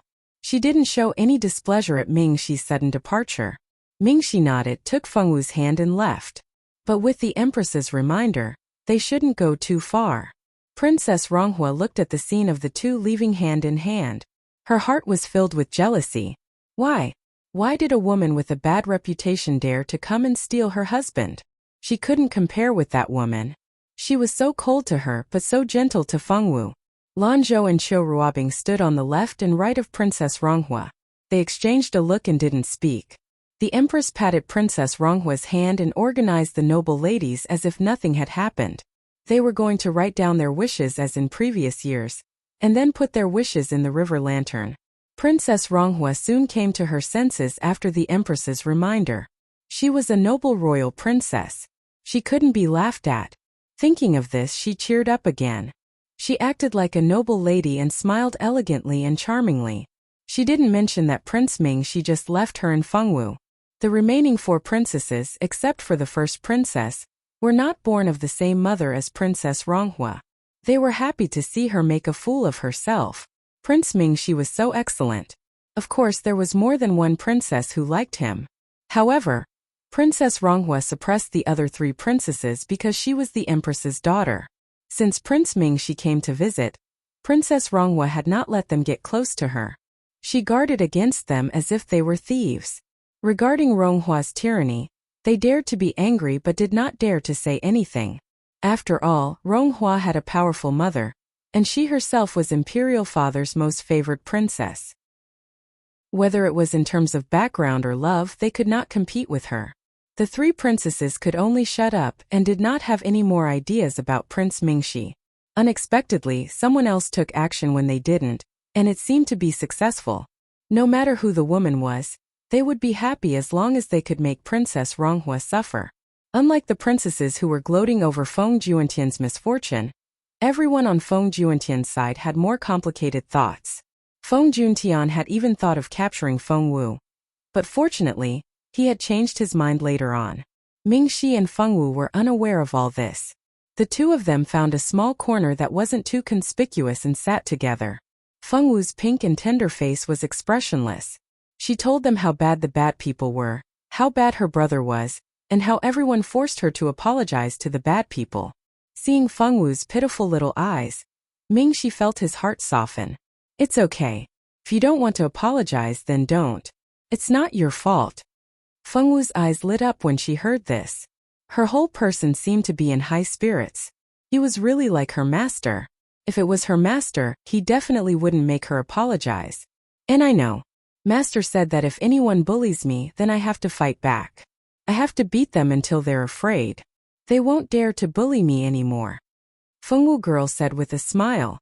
Hearing this, Mingxi suddenly felt a little displeased with Feng Juntian. What was Feng Juntian doing as an older brother?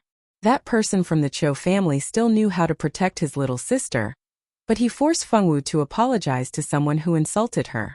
As an older brother, he was such a failure. Chapter 212. Your master is right. If someone bullies you, you don't have to be polite and fight back. If you can't beat them, you can look for Senior. Senior can help you. Ajur, Elena, and the rest will all help you. Mingxi reached out and patted Feng Wu's little head. Feng Wu nodded her little head heavily, and her mood improved again.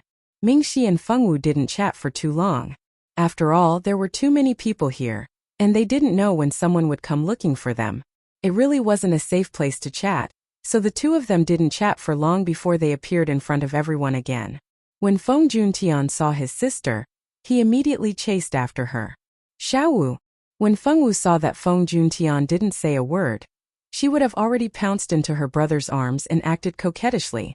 How could Feng Juntian not see that Feng Wu was angry? However, he was really doing it for Feng Wu's sake. Did she know that if she insisted on not apologizing, the person who would come looking for trouble with Xiao Wu wouldn't be a little girl like Qiu Ruoshui? Qiu Ruoshui might very well make a move. Xiao Wu, Big Brother knows that you are angry, but Big Brother is really doing it for your own good. Feng Juntian was very helpless. He had always treated his sister like this, but it was a pity that his sister couldn't understand his painstaking efforts. Because Feng Wu had publicly thrown herself into his arms, she had already become the focus of everyone's attention. When Feng Juntian ran over at this time, people naturally moved Shiguang over from time to time, and even pricked up their ears to eavesdrop. However, why couldn't they hear anything? They even made a soundproof barrier. Was it good for them to do this? Couldn't they satisfy their curiosity a little? Perhaps you are doing it for Feng Wu's sake, but it's a pity that this is not what she needs, Mingxi said indifferently. Although he still had an angelic smile on his face, Feng Juntian could still feel that Mingxi didn't like him. Take a look. If you still insist on Xiao Wu apologizing after you've seen it. Mingxi took out a stone-like object from his bosom and handed it over. Feng Juntian reached out to take it and sent his consciousness into the image stone. Everything that happened during the mission that day was recorded in this small image stone. That day, Tingyu had recorded the entire incident. Since this incident involved Feng Wu, she naturally could not allow this impression stone to be leaked. Since it was useless for them to keep it, Tingyu generously gave this stone to Feng Wu. Of course, things in the mirage couldn't be used in the outside world. Tingyu insisted that Feng Wu use her mental power to guide the contents of this image stone into the real world, and record it with another real image stone. Feng Wu naturally did as she was told. This stone was useless, so she had kept it in her space ring. When she mentioned this matter when she was chatting with Mingxi asked for this image stone. Of course, before handing it over to Feng Juntian, he had already seen the contents once. After seeing the images in the image stone, he truly felt that Feng Wu's 2 slaps were too light. She was so young and already had such vicious thoughts. She really deserved to be hit. After Feng Juntian saw all the images, his face turned ashen. He really didn't expect that Jean Li's 2 sentences would be so insulting. He originally thought that this time it would be the same as before. When Feng Wu heard Qiu Ruoshui call her trash and perhaps said something about Qiu Ruobai, it would cause Feng Wu to lose control and hit her. He really didn't expect that the words he imagined in his mind weren't even a tenth of what was recorded in the image stone. If he had seen this earlier, he definitely wouldn't have let Feng Wu and Qiu Ruoshui apologize. It would be more appropriate to let them apologize to his Fengwu. He didn't want Qiu Ruobai to make a move on Fengwu, but that didn't mean that he was afraid of Qiu Ruobai. Now that he knew the truth, even if Qiu Ruobai really wanted to make a move, he definitely wouldn't let her succeed. To tell the truth, the two of them had been brothers for many years and their relationship had always been very good. If it wasn't to seek justice for his sister, he wouldn't be willing to go against Fengwu. Unfortunately, things had already reached this point. Regardless of whether this would affect their brotherly relationship or not, he wouldn't let Fengwu and Qiu Ruoshui apologize again. Xiao Wu Big Brother was wrong. Big Brother won't let you apologize to Qiu Ruoshui again. Just like Xiao Wu said, Xiao Wu didn't do anything wrong. Feng Juntian gently patted Fengwu's head. And Big Brother is the best. Fengwu girl was happy and threw herself into her big brother's arms as usual. To her, as long as her big brother didn't force her to apologize, he was still her good big brother. Qiu Ruobai and Qiu Ruoshui, as well as Ning Fei and Lu Zong, all had a lot of questions to ask Feng Juntian. Unfortunately, Feng Juntian had been accompanying Fengwu ever since Fengwu and Mingxi came back together. He didn't come over to their side at all, so no matter how many questions they had, they couldn't get any answers. That night, Fengwu was very happy. With her big brother and Mingxi accompanying her, she released the river lantern and even made a wish on a small piece of paper, allowing the wish to flow down the river. After Mingxi came back, he spoke a few words with the empress and the princesses before staying with Fengwu. Seeing that Fengwu was in such a good mood, his perfect and exquisite face couldn't help but reveal a knowing smile. If he knew that the Fengwu girl's wish hidden in the river lantern was to marry him, he didn't know if he would still be able to smile. After the Daughter's Day, Fengwu's life returned to normal. A few days later, another big thing happened. That was, the Qiu family's madam brought her daughter to seek justice. The Qiu family only found out that their daughter had been beaten after the Daughter's Day. How could Madame Qiu, who had always doted on her daughter, tolerate her being beaten? Moreover, the one who beat her was not simple, my Fengwu. It would be strange if she could tolerate it. On the third day after the Daughter's Day, Madame Qiu brought her son and daughter to seek justice. Qiu Ruobai originally didn't want his mother to know about this matter. He knew that his mother was a very protective person. How could she tolerate her own child being beaten? He originally wanted to find another opportunity to go to the Feng family and have Fengwu apologize. However, Ruobing accidentally revealed this matter to his mother. This time the matter really became big. Even Qiu Ruobai couldn't do anything to his mother. Along with the Qiu family were Lu Zong, Ning Fei, and Jin Li. These were all witnesses. She didn't want others to say that she made up something out of nothing and deliberately wronged the Feng family's trash daughter. Lady Qiu and Lady Feng had never gotten along very well. Lady Qiu was very protective of her own people and had a very fiery temper.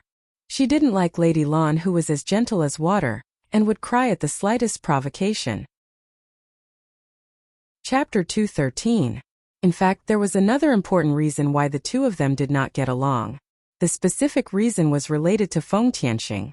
Back then, when Master Feng was choosing a wife for Feng Tianxing, the daughter-in-law that Master Feng liked was the current head of the Qiu family, who was the mother of the Qiu family's 3 siblings. At that time, the Qiu family's old master also liked Madame Qiu. Both families' old masters liked this daughter-in-law very much. At that time, Madame Qiu's family naturally knew the intentions of the two families' old masters. They had already decided that when the two families came to propose marriage, they would agree to the Feng family. Lady Qiu was a strong woman and was also a bit arrogant. Since she was young, she did not like handsome men.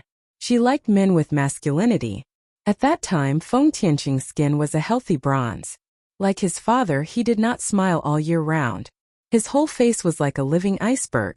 The son of the Qiu family was born with fair skin and was extraordinarily handsome. He gave people the feeling of a pretty boy. Men with this style probably loved many people. Unfortunately, Lady Qiu did not feel anything. Thus, when she knew that both families liked her as a daughter-in-law, she had already chosen to marry into the Feng family. But in the end, things did not develop as Lady Qiu thought. The husband she liked Lan Xiaodai, who she had always looked down on. When Lan Xiaodai was in the boudoir, she was a beauty made of water. She had countless pursuers. Her every move, every frown, and every smile was very attractive. She could always make people feel tender affection. Such a beautiful woman naturally did not get along with the fiery Lady Qiu. Lady Qiu had always looked down on Lan Xiaodai.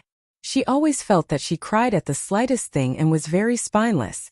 She was also very embarrassing as a woman. At that time, Lady Qiu did not expect that the cabbage that she liked would be taken away by the daughter she had always looked down on.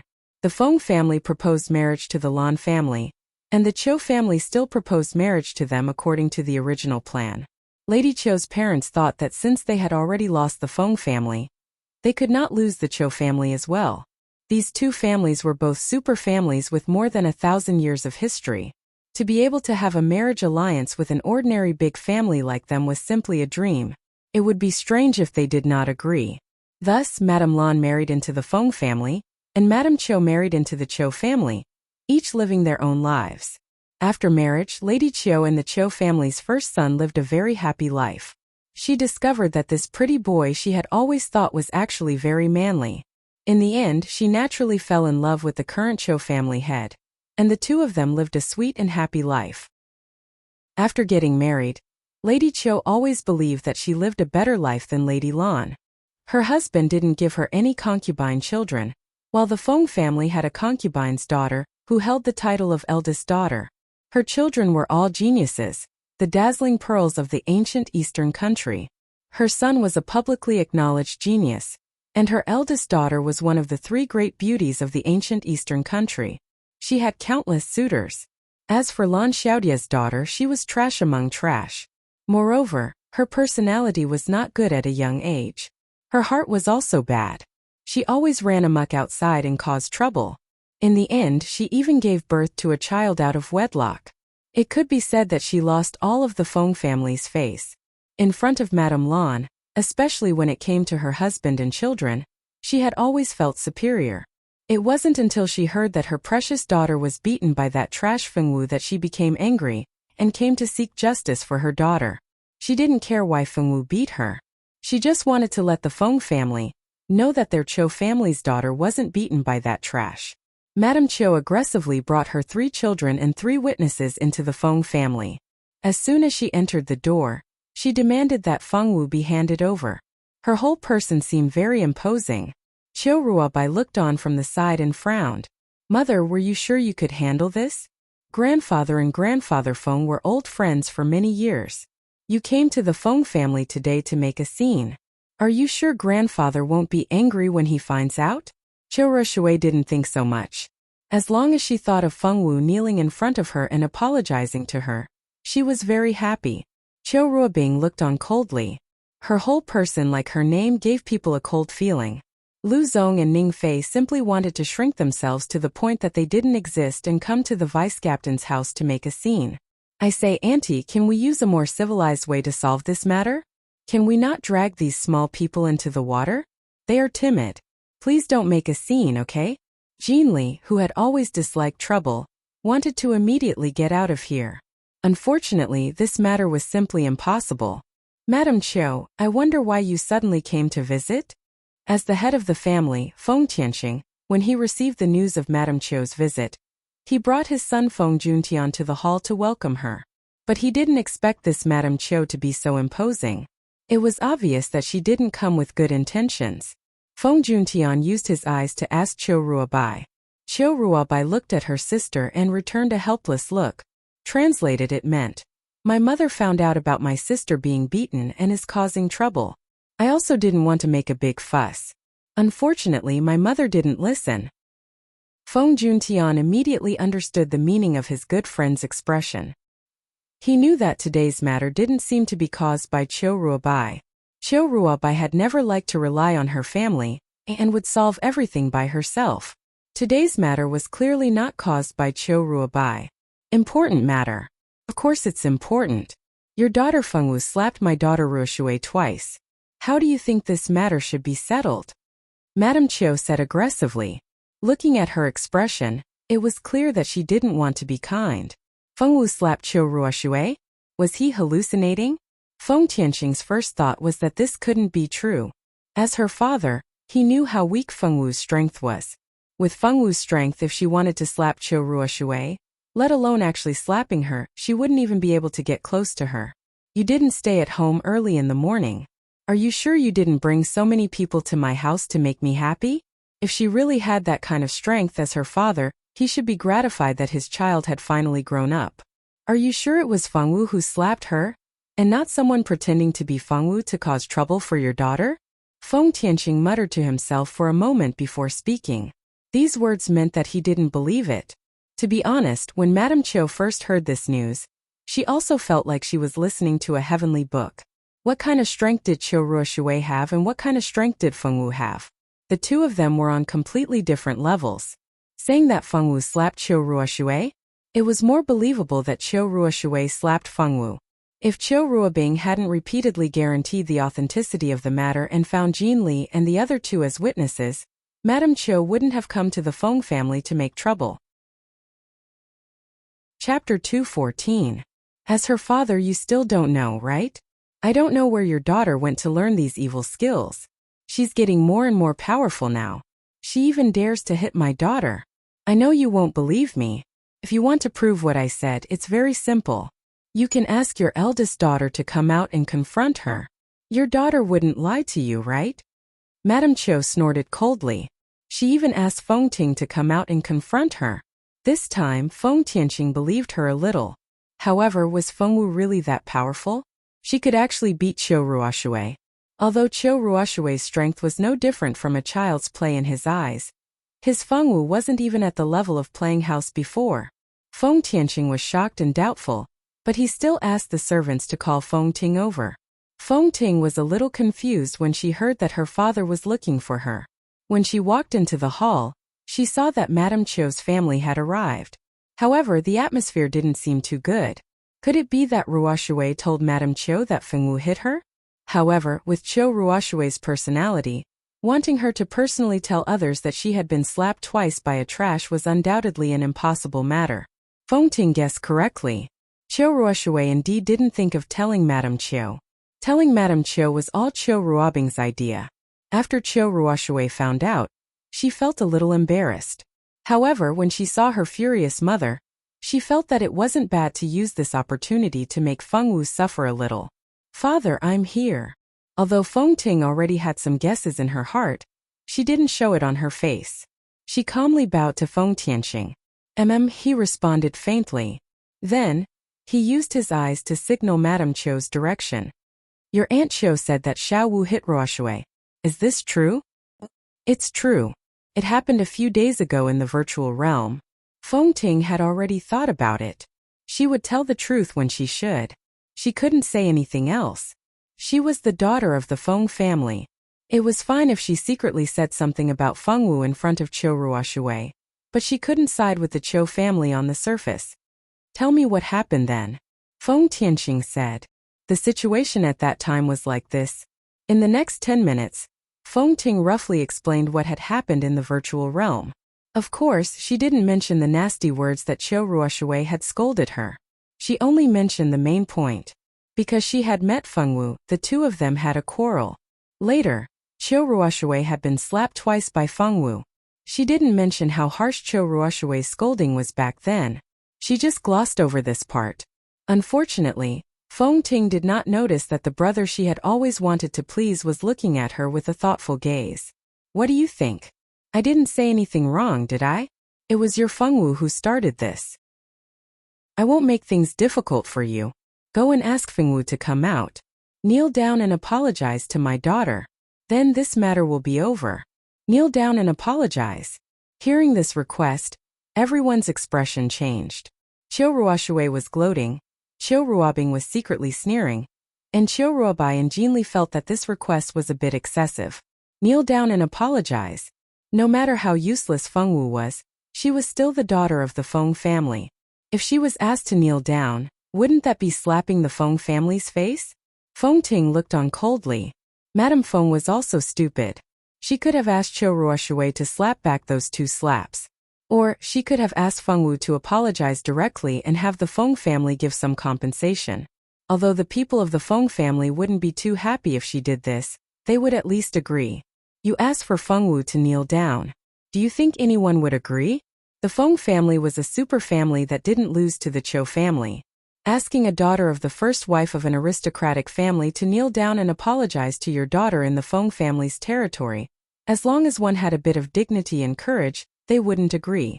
Although Feng Wu slapped Chou Ruoshui, this was after all a dispute between the younger generation. It was already unsightly for you, the mistress of the family, to intervene in the struggle between the younger generation. Now you even dared to make such an excessive request.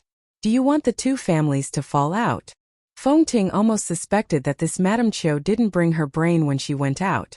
With this IQ, how did she give birth to Chou Ruobing and Chou Ruobai? Fortunately, among the three siblings, only Chou Ruoshui was like her. If Chou Ruobai was like her, then the Chou family would not be far from being finished. Thinking of Chou Ruobai, Feng Ting's heart was sweet. She had liked Chou Ruobai since she was a child. In order to make Chou Ruobai like her, she worked hard to learn all kinds of knowledge and practice swordsmanship. She even put down her face to please Chou Ruoshui, this brainless daughter of the first wife. Even when she accidentally found out that Feng Wu also liked Chou Ruobai, she intentionally or unintentionally reminded Chou Ruoshui of Feng Wu's thoughts. This made the relationship between Feng Wu and Chou Ruoshui worse and worse. Although Feng Wu had a bad temper and was impulsive, her strength was not good. And although Chou Ruoshui's strength was not high, she absolutely beat Feng Wu. So every time the two met, the one who was at a disadvantage was always Feng Wu. But fortunately, she was only verbally humiliated every time. Chou Ruoshui still had a sense of propriety and wouldn't hit her. In addition, Chou Ruoshui also asked many daughters of the first wives of the aristocratic families to isolate Feng Wu, making her unable to make any friends among the daughters of the first wives of the super aristocratic families.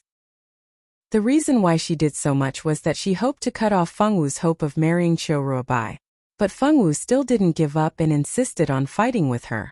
So she pretended to inadvertently lead Chou Ruoshui to think of a vicious plan. Chou Ruoshui really contacted the brainless Yi Lin, and then had Yi Lin encourage Feng Wu to write a love letter to confess to Chou Ruobai. Feng Wu really didn't have a brain. After listening to Yi Lin's words, she wrote a love letter to confess. That love letter naturally fell into Chou Ruoshui's hands. After receiving the love letter, Chou Ruoshui gave it to all the young ladies of the aristocratic families to read. Even the young masters of the aristocratic families read it. Feng Wu really suffered a big blow and finally came back with a bastard child. It was simply too satisfying. Didn't she do so much just to marry into the Chou family? But Madame Chou and Chou Ruobing didn't give her the slightest chance, especially Madame Chou. Every time she saw her, she had a disdainful expression. Chou Ruobing even ignored her. That feeling was as if she was just a pet playing with Chou Ruoshui. It was just a pet. If it couldn't make its master happy, it was fine to kill it or drive it away. It wasn't worth taking it to heart at all. She hated these two people in her heart. After failing to please them, she was too lazy to do more thankless things. Instead of pleasing them, she would rather spend more time to win Chou Ruobai's heart. This time Madame Chou came to make trouble. If she could make Madame Chou and Feng Wu suffer at the same time, she would be even happier. Kneel down and apologize. Madame Chou really has a big tone. Although Feng Tianqing usually had a serious appearance, his current expression was even more terrifying. His eyes were as cold as ice as he looked directly at Madame Chou. Chapter 215. Your daughter did something wrong. So isn't it natural for her to kneel down and apologize? Lady Chou had always regarded her own child as the best in the world. Other people's children were just strangers in her eyes. Feng Wu, on the other hand, was trash in her eyes. She was just trash. So what if she had to kneel down? Is your daughter worthy of it? Let her receive my family's Xiao Wu's kneel. Aren't you afraid of suffering a loss of fortune in the future? Feng Tianqing flung his sleeves and placed his hands behind his back as he coldly said, "You dare curse my daughter?" Madame Chou was someone who could not tolerate sand in her eyes. How could she be willing to listen to others talk about her own child? Humph! Feng Tianqing lightly snorted and turned his head away, not wanting to pay attention to the shrew in front of him. He once again rejoiced in his heart. Fortunately, he did not ask his father to propose marriage to her family, Such a valiant daughter-in-law should be left for the Cho family to enjoy. Mother, we are not here to start a feud, so you should speak less. Cho Ruobai really could not bear to continue watching. If this continued, the possibility of a fight would exceed 50%. Humph. Madame Cho coldly snorted and turned her head away, giving her son some face. Juntian, go and call Fengwu out. She is the person involved, so no matter what, she needs to be present to discuss a result. Cho Ruobai really did not know what to say. They had not even seen the person in question, yet they were already quarreling with the Feng family's patriarch. Her father had really worked hard. Feng Juntian turned his head to look at his father, asking for Feng Tianqing's opinion. Feng Tianqing faintly nodded his head, agreeing to bring Fengwu here. After Feng Juntian nodded his head, he went out to find Fengwu. The hall was silent and no one spoke. The atmosphere was so cold that it made people shiver. 10 minutes later, Feng Juntian let Fengwu in, along with the Feng family's mistress, Madame Lan. Madame Lan had been teaching her daughter embroidery. Embroidery was a skill that only their ancient Eastern country had. All the girls in the boudoir had to learn this skill. Girls who were good at embroidery were always praised by others. In the past, Fengwu had not been interested in such things, always thinking of ways to learn swordsmanship to shake off her reputation as a good-for-nothing. After much difficulty, her daughter had finally grown up and was willing to listen to her. She had originally wanted to teach her daughter culinary skills so that when she got married in the future, she could occasionally cook a few of her signature dishes for her husband to eat. That would also be a form of entertainment, but she had not expected that Fengwu was a culinary killer. Of course, this plan of hers had died before it was even born. Now she planned to teach Fengwu embroidery. She didn't expect that although Fengwu's cooking skills were not bad, her embroidery talent was not bad. Soon she could embroider well. What Madame Lan did not know was that Fengwu had grown up on Mount Yuehua since she was young. Other than being a culinary killer, she could not cook. For example, washing clothes, chopping firewood, mending clothes, and making clothes. She had to do all these. Because she had done so much, her skills naturally improved. Not to mention embroidery, even if she asked Fengwu to make clothes for her now, it would not be a problem. Just as the mother and daughter were teaching and learning seriously, Feng Juntian came. Feng Juntian came to look for Fengwu.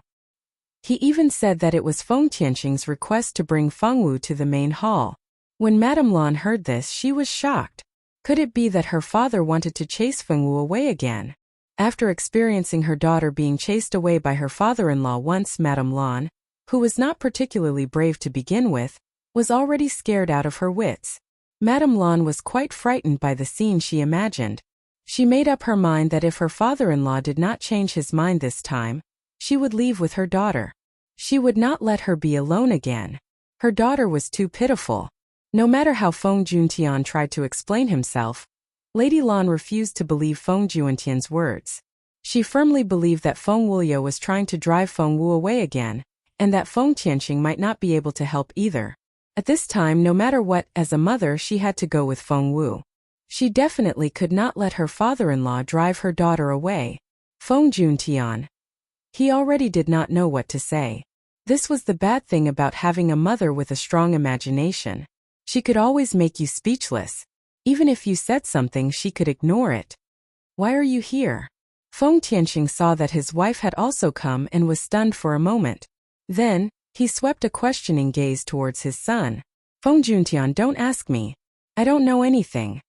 Unable to get a reply from his son, he could only wait for his wife to explain. What happened? When did Madame Chiu come? Why didn't you ask me to come over? Madame Lan glanced at her husband resentfully. Seeing that Madame Chiu was also here, she finally believed her son's words. As expected, it was not her father-in-law who wanted to chase Xiao Wu away.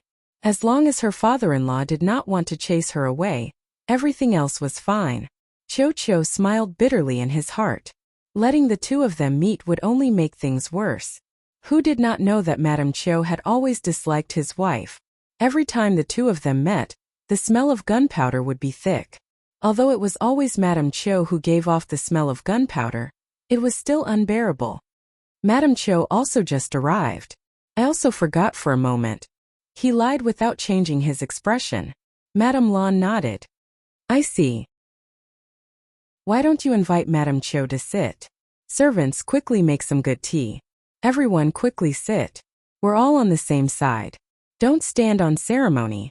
Madame Lan smiled gently, a stark contrast to Madame Cho's fiery temper. Who's on the same side as you? Your daughter Hidaruashui. Make her kneel and apologize immediately. Otherwise, don't blame me for not giving you and your wife any face. When Madame Cho saw Madame Lan, her anger rose by 100%. Madame Lan's eyes widened in shock. She covered her small mouth and exclaimed, Xiao Wu, you really hit Ruoshui. Feng Wu's stoic face was still expressionless. She only nodded slightly. Heavens, Xiao Wu.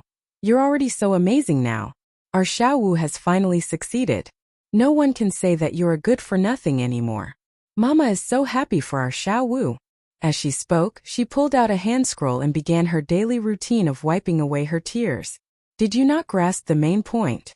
Everyone was silent. And what did you mean by that sentence? She was not a good-for-nothing just because she hit Cho Ruoshui? But it was true. Although Cho Ruoshui was not the strongest among girls, she was not weak either. Feng Wu being able to hit Cho Ruoshui at least proved that her strength was not weak. Even if she could not compare to Cho Ruoshui, she was not too far behind. With this kind of strength, she really could not be called a good-for-nothing anymore. Stop crying. Hurry and make your daughter kneel and apologize. Don't pretend to be crazy here. Madame Cho was about to go crazy. This woman was like this, always able to anger people to death. Why should she apologize? Madame Lan stopped wiping away her tears in confusion. Her eyes were still red, but the tears were no longer visible. She was able to hide her tears with such little effort. No one could compare to Madame Lan in her ability to hide her tears so easily. Chapter 216. Why should I apologize? How dare you ask me that? Looks like you're not going to settle this peacefully. This is just a conflict between children. As elders, we shouldn't interfere. Moreover, Heavenly Wind Continent is a world where the strong are respected. If Shuiqing's skills aren't as good as others and she's beaten, then she can beat Xiao Wu back. If she can beat Xiao Wu, then she can beat Xiao Wu back no matter how Xiao Wu beat her. Tianxing and I won't take revenge after this, and we won't bring our children to your Cho family's door. No one thought that Madame Lan, who had always been gentle, would say such words. Her words were very rude, but they were very reasonable. Thinking about it carefully, it was true. Although Feng Tianxing was ashamed of Madame Cho's action of standing up for the child, he couldn't say anything because of the relationship between the two families. Of course, if Madame Cho went too far, Feng Tianxing wouldn't let her off. Now that Madame Lan had made things clear, Feng Tianxing was relieved.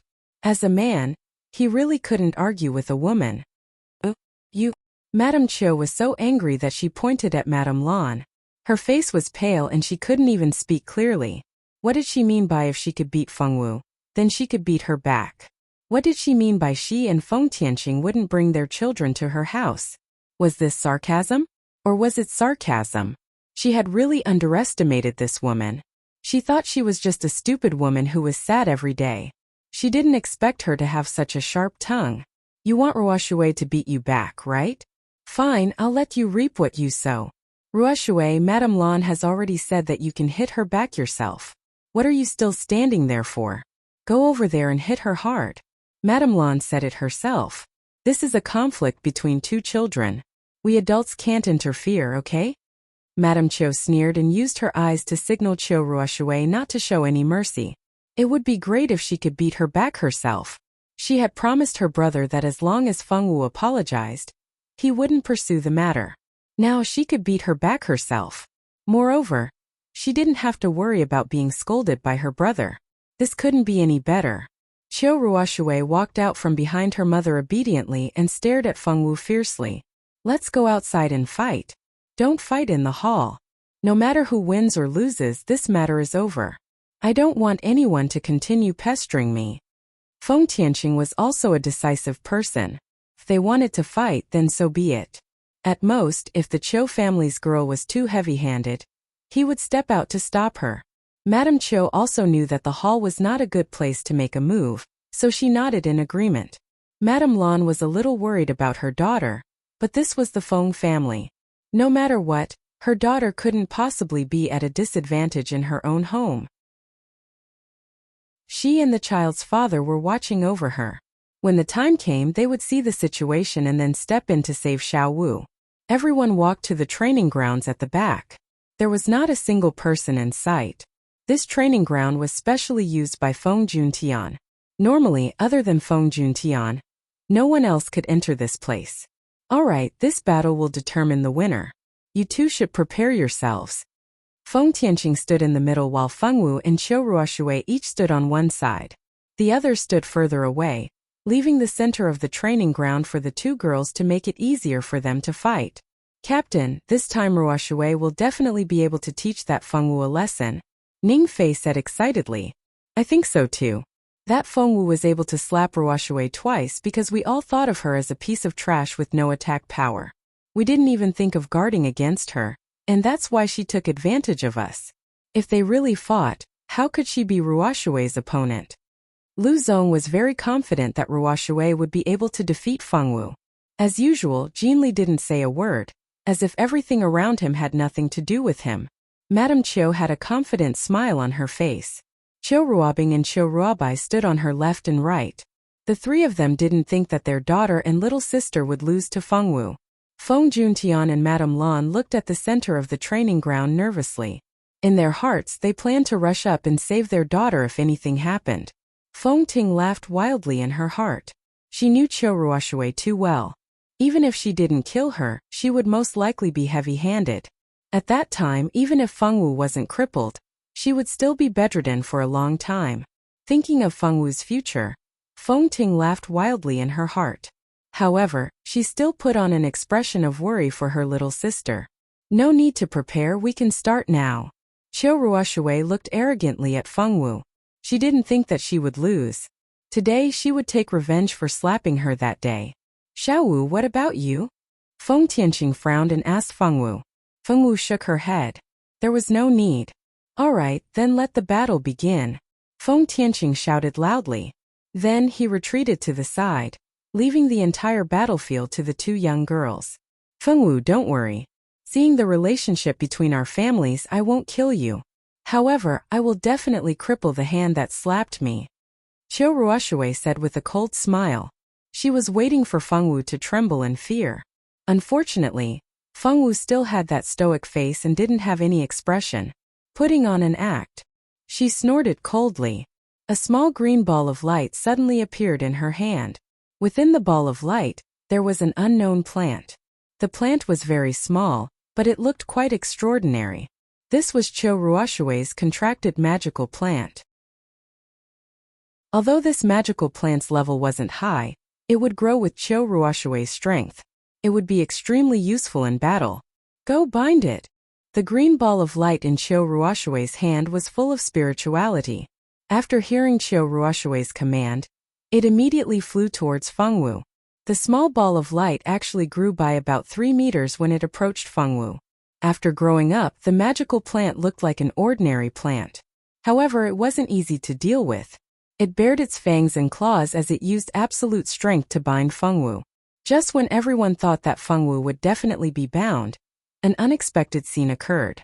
They saw Feng Wu jump towards the sky and instantly leave the magical plant's attack range. Don't think about escaping. Qiu Ruoshui wasn't in a hurry. She continuously chanted. Under Qiu Ruoshui's control, the magical plant nimbly changed its direction and continued to attack Feng Wu. Feng Wu's body nimbly performed a fancy spin in the air and successfully dodged another attack. After dodging this time, she didn't dodge again.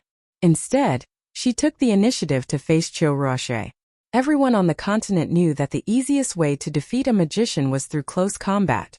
No matter how strong a magician was, close combat was their weakness. Chapter 217. When Qiu Ruoshui saw Feng Wu attacking, she didn't panic. Instead, she sneered. Although I don't know what happened to you that made you have such a strong strength, you still can't defeat me with your current strength. I'm not an ordinary magician. You want to use close combat to win? Then come, I want to see how you defeat me. A sword actually appeared in Qiu Ruoshui's hand. Yes, it was a sword. She was actually a dual cultivator. It wasn't that there weren't any dual cultivators on the continent, but there weren't many of them, because learning magic required a lot of time to complete. If one also learned Do Qi, then the time to practice was definitely not enough. If one practiced both at the same time, the result would be that one knew both but was not proficient in either. However, there were a small number of people who were geniuses among geniuses. Whether it was magic or Do Qi, they could practice both at the same time. Some could even become a sword god and a mage god at the same time. Among them, the most famous person was Longzi Gamer. Back then, he had achieved these two achievements at the same time and ascended to the god realm in pursuit of greater power. Because of Longzi Gamer's appearance, the dual cultivation of magic and Do Qi became popular. Thus, many magicians started the path of dual cultivation. In the end, the number of people who succeeded was less than 10. Qiu Ruoshui was actually a dual cultivator. The most surprised person was Feng Ting. She really didn't know that Qiu Ruoshui actually had such a trump card. It seemed that although she said that she was a good sister, in fact, she still had a card up her sleeve. Although she secretly hated Qiu Ruoshui for being on guard against her, her expression still didn't change. She stared at the center of the field, wanting to see if Feng Wu could escape Qiu Ruoshui's attack. Aside from the Qiu family, it was the first time for everyone present to see Qiu Ruoshui's full strength. Although Qiu Ruoshui wasn't the most talented magician in the Qiu family, nor was she the most talented swordsman, it was rare for her to have two talents at the same time. She could practice both at the same time, and it wouldn't affect her practice speed. I didn't expect Ruoshui to be a dual cultivator. This time Feng Wu is dead, Ning Fei said excitedly. However, that Feng Wu is really a lot stronger. Compared to the previous trash, it's really a world of difference. It's a pity that she will never be Ruoshui's opponent. That's true. The two of them were talking excitedly, as if they could already see Feng Wu's bruised nose and swollen eyes after she failed. Feng Wu ignored Qiu Ruoshui.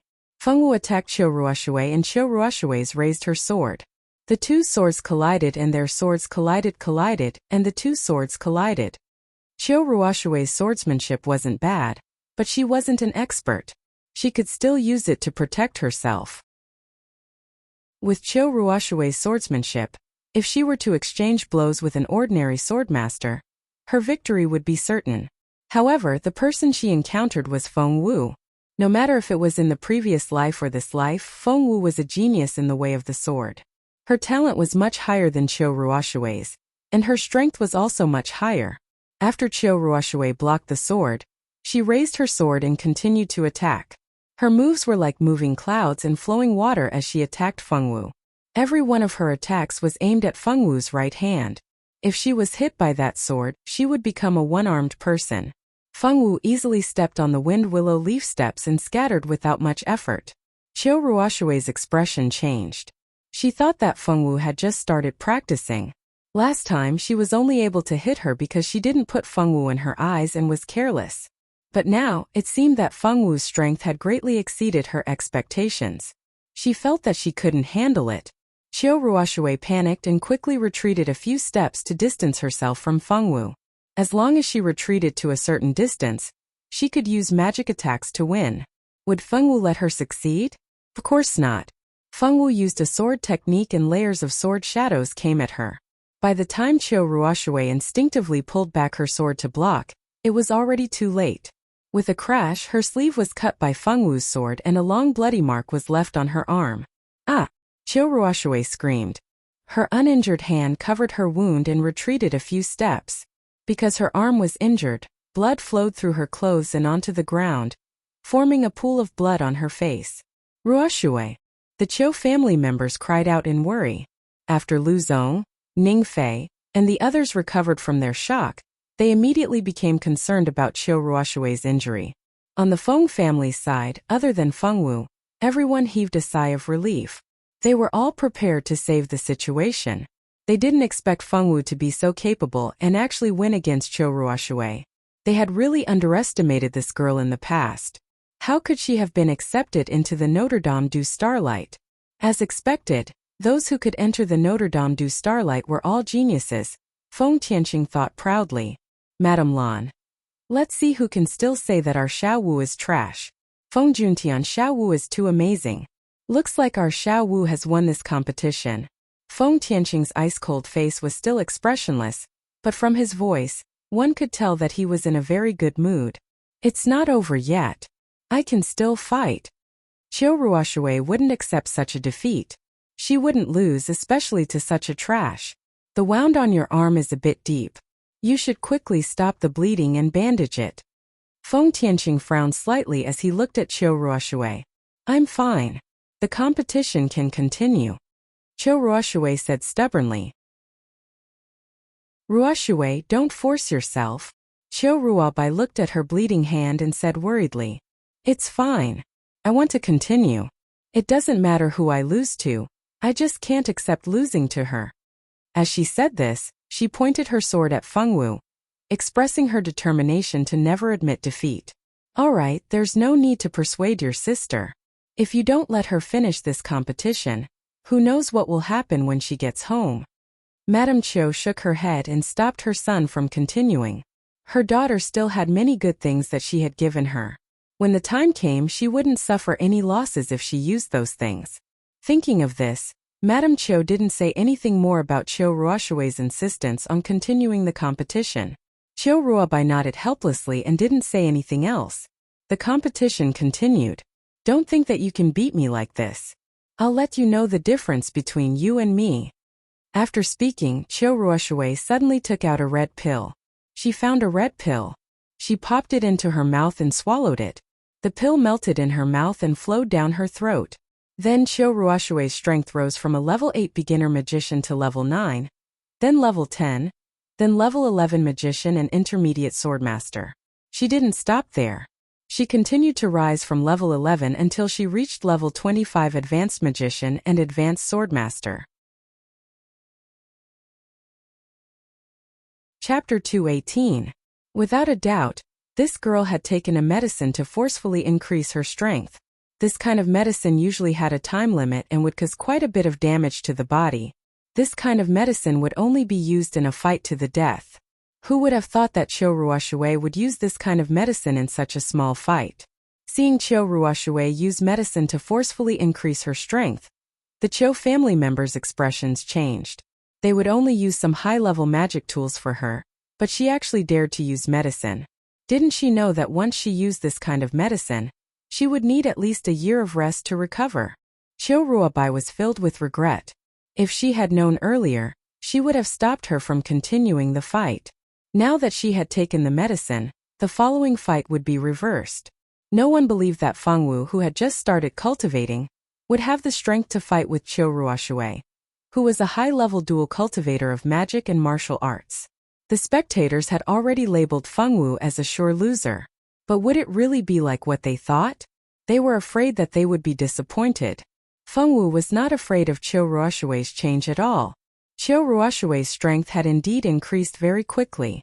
Compared to her previous strength, she was more than one level stronger. I went from a beginner magician and a beginner swordsman to a high-level magician and a high-level swordsman. If Feng Wu was really just a beginner swordsman, she would not be able to resist such strength. Would Feng Wu's strength be that of a beginner swordsman? Of course not. At the same time that Qiu Ruoshui's strength increased, the wound on her hand had already healed quickly. Her eyes were filled with killing intent as she looked at Feng Wu. Feng Wu, take this. With a loud shout, she used a sword technique that only a high-level swordsman could use. The sword technique was like fine silk and did not leave any gaps. It directly attacked Feng Wu's Phoenix Gate. If she was really hit by this sword, she would definitely be disfigured even if she did not die. Qiu Ruoshui is so vicious at such a young age. Tian'er, you can't marry such a wife in the future. Madame Lan looked at Qiu Ruoshui's attack and said with dissatisfaction. Feng Juntian. Was he being shot while lying down? Clang! The two swords collided once again. Feng Wu was actually able to block Qiu Ruoshui's attack under such a meticulous sword technique. Water arrow spell. At the level of an adept magician, simple spells could be instantly cast. Under the effects of the medicine, Qiu Ruoshui's water arrow technique had already reached the level of a high-level sorcerer. If one were to be hit by this water arrow technique, one's skin would immediately split open. Amidst Madame Lan's exclamation, Feng Wu somersaulted like a swallow and dodged nimbly. But after she dodged, Qiu Ruoshui's various water magic attacks continued to surge towards her. Feng Wu kept dodging with her lightness skill. If she couldn't dodge, she would block with her sword. After fighting for several minutes, she didn't let Qiu Ruoshui gain the upper hand. Qiu Ruoshui couldn't even hurt a finger of Feng Wu's, which made her feel very unsatisfied, and her emotions became more and more chaotic. Magic didn't cause much damage to Feng Wu, so Qiu Ruoshui decisively used her sword techniques to fight Feng Wu in close combat. The sword techniques she used became more and more advanced. It was obvious that this was a sword technique that only a high-level swordsman or above could use. The moment Qiu Ruoshui used this set of sword techniques, one could feel an endless amount of sword aura. This was the sword aura of a high-level swordsman. If the difference in strength was too great, just the sword aura alone would be enough to make the opponent collapse. However, nothing happened to Feng Wu. She held her sword and used a set of sword techniques of the same high level to meet Qiu Ruoshui's attack.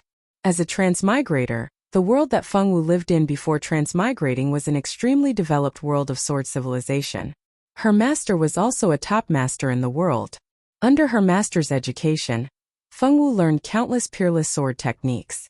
The number of sword techniques in her head was not something that Qiu Ruoshui could imagine. She used the same level of sword techniques to meet the attack and blocked all of Qiu Ruoshui's attacks. Although Qiu Ruoshui already had the strength of a high-level swordsman and magician, she couldn't gain any advantage from Feng Wu. The two sides were locked in battle, and the sound of the two swords colliding echoed in the martial arts field. No matter how much Qiu Ruoshui attacked, she couldn't defeat Feng Wu. Qiu Ruoshui's eyes darkened. The anger and hatred in her heart had already drowned out her reason. As the two fought, she took out a small black ball from her storage space. The appearance of the small ball gave everyone a hair-raising sense of danger. Lei Junzi, why do you have this? Qiu Ruobai cried out in alarm. The indifferent expression that always hung on her face immediately disappeared, and her face became as pale as paper. When Lady Qiu saw Qiu Ruoshui take out this thing, she was also shocked. She only wanted Lady Lan to see her daughter being humiliated. She didn't want Feng Wu's life. No matter how useless Feng Wu was, she was still the legitimate daughter of the Feng family. If she died in the hands of Qiu Ruoshui, with her father's character, even if he didn't kill Qiu Ruoshui, he would definitely abolish her cultivation and make her a useless person. When the Lei Junzi came out, even Qiu Ruobing, who had been watching coldly from the side, was so scared that she broke out in a cold sweat. She secretly scolded her sister for being a fool. Even if she killed Feng Wu, she wouldn't have an easy time. Even if she didn't die, she would be crippled. How could she do such a thing that hurt others and hurt herself? She didn't have a chance to deal with Feng Wu this time, but there would be a next time. She couldn't even think of this. How could her sister be so stupid?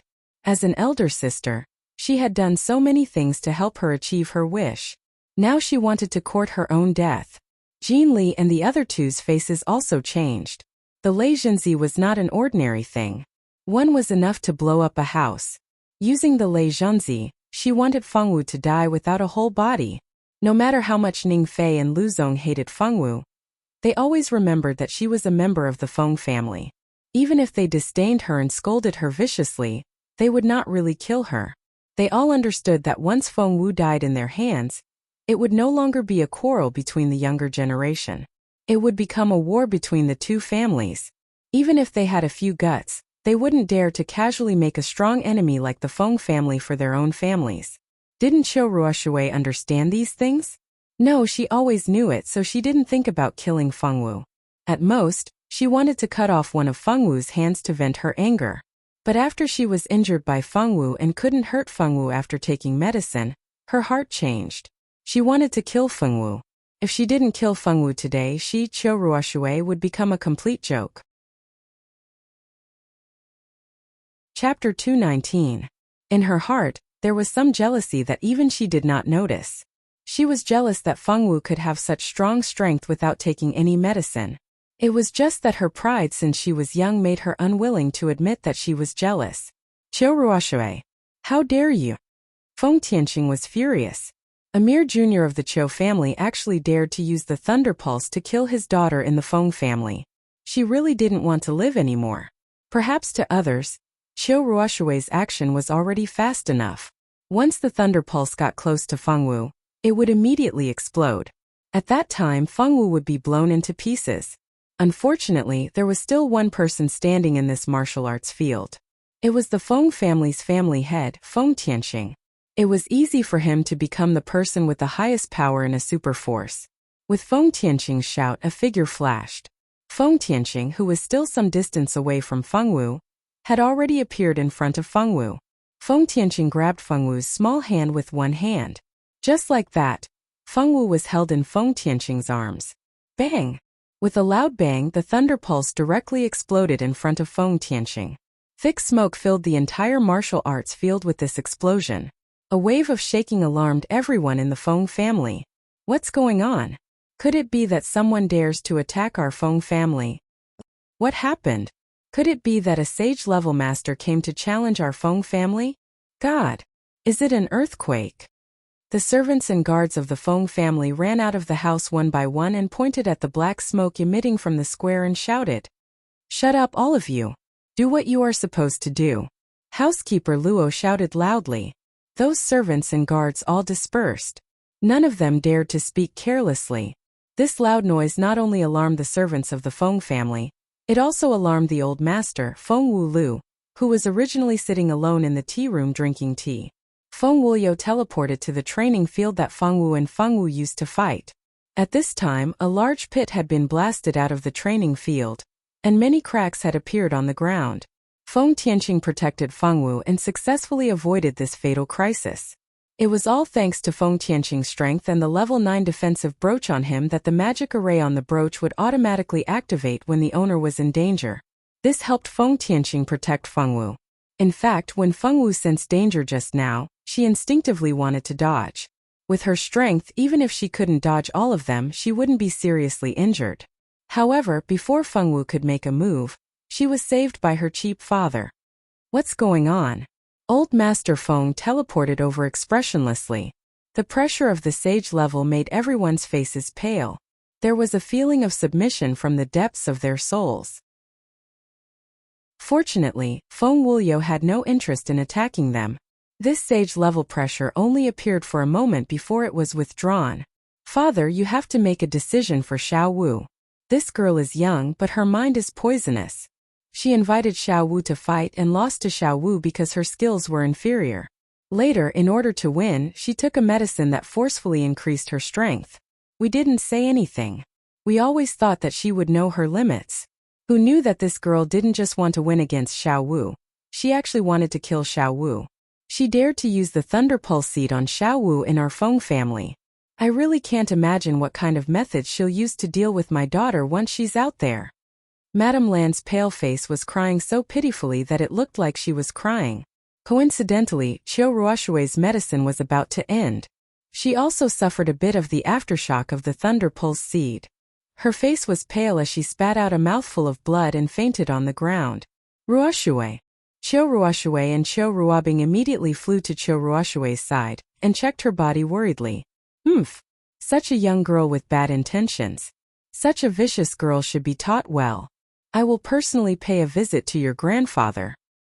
He must give our Feng family an explanation for this matter. Feng Wuliu looked deeply at the Qiu family and didn't intend to make things difficult for them. Anyway, if he didn't make the Qiu family spit out a piece of meat, others would think that the Feng family was easy to bully. In the future, if everyone came to their house like this little girl and brought along the Thunder Pulse seed, what would happen to their Feng family? The Qiu family quickly retreated with the injured Qiu Ruoshui in a sorry state. Even Jin Li and the other two witnesses followed behind Qiu Ruobai dejectedly and left the Feng family as fast as they could. Tell me, how did it become like this? Why did Qiu Ruoshui want to fight with Xiao Wu for no reason? Such a grandfather. Feng Juntian recounted everything that had happened in the Mirage, the Daughter's Day incident, and how Madame Qiu had brought her children to his doorstep today in full detail. Feng Juntian recounted the events in detail. During this process, he didn't add fuel to the fire and didn't deliberately side with his family. Instead, he narrated this matter from a more neutral point of view. Xiao Dai did the right thing this time. The strong are respected in Heavenly Wind Continent. If you can't beat others, you can only be beaten. That girl suffered a loss and didn't work hard to improve her strength. Instead, she wanted to rely on her family to take revenge. With such thoughts, that girl from the Feng family is just a good-for-nothing little girl. Old Master Feng snorted disdainfully. His gaze towards Feng Wu was much more benevolent. This girl had one face for their Feng family this time. Father, we can't let that girl go like this. She wanted to kill my daughter. We can't just let it go like this. Madame Lan's heart was filled with hatred when she thought of Qiu Ruoshui. Her 2 children were her life. Qiu Ruoshui actually wanted to kill her children. It was simply unforgivable. Thinking of how Feng Wu almost died, Madame Lan began to cry again. At this time, Feng Tianqing just happened to walk over with Feng Wu. Madame Lan quickly went forward to check on Feng Wu's body. After confirming that there wasn't even a small wound, she was relieved. As for the other half, she still had to find a doctor to check if there was any internal injury before she could truly relax. Tianqing, you handle this matter. Let the Qiu family take care of that girl and that daughter-in-law of the Qiu family. They're already so old, but they still don't know anything. Fortunately, we didn't let her into the family back then. Old Master Feng frowned and muttered unhappily. He turned around and teleported away again. Feng Wu was fine, but the Qiu family was in big trouble. Qiu Ruobing originally only wanted her mother to teach Feng Wu a lesson, but the result was far beyond her expectations. Not only did Feng Wu not teach her a lesson, but her sister was also seriously injured. When she brought Qiu Ruoshui back to the Qiu family, it naturally caused a huge commotion. Qiu Ruoshui's serious injury naturally alarmed Old Master Qiu Hanshan, and the current head of the Qiu family, Qiu Zifeng. Chapter 220. When the 2 leaders of the Qiu family saw that Qiu Ruoshui had returned with serious injuries, they were naturally furious. However, after listening to Qiu Ruobai's story, they couldn't say a word. What could they say? How could this girl be so bold? She actually dared to bring Lei Zhenzi to bomb the Feng family. What did she want to do? This stinky girl simply didn't know the immensity of heaven and earth. If it wasn't for the friendship between the 2 families for many years, the Feng family would have killed her in the city. Although they were furious, they called a doctor to treat her injuries. It seemed that the Feng family would come soon. It seemed that this matter couldn't be settled without some bloodshed. No one told Feng Wu how Qiu Ruoshui's matter was resolved. Feng Wu also didn't ask. She ate and slept every day and didn't think about the existence of Qiu Ruoshui at all. Feng Wu didn't gain nothing from fighting with Qiu Ruoshui. When Lei Zhenzi approached her, she had a creepy feeling as if she was only one step away from death. That feeling of life and death gave her a lot of new insights. Feng Wu went into seclusion at home for 3 days to sort out her gains. When she came out of seclusion 3 days later, the Qiu family had already sent the things that the 2 families agreed on. The Feng family didn't keep any of these things and gave them all to Feng Wu. After returning home, Feng Wu had completely turned into a rich woman. She had quite a lot of good things in her space ring.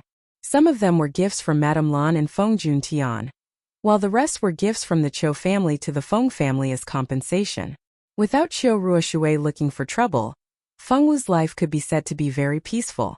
Unfortunately, this kind of life didn't last long. Feng Tianqing, who was expected to return home 2 or 3 days after Feng Wu returned, finally rushed back.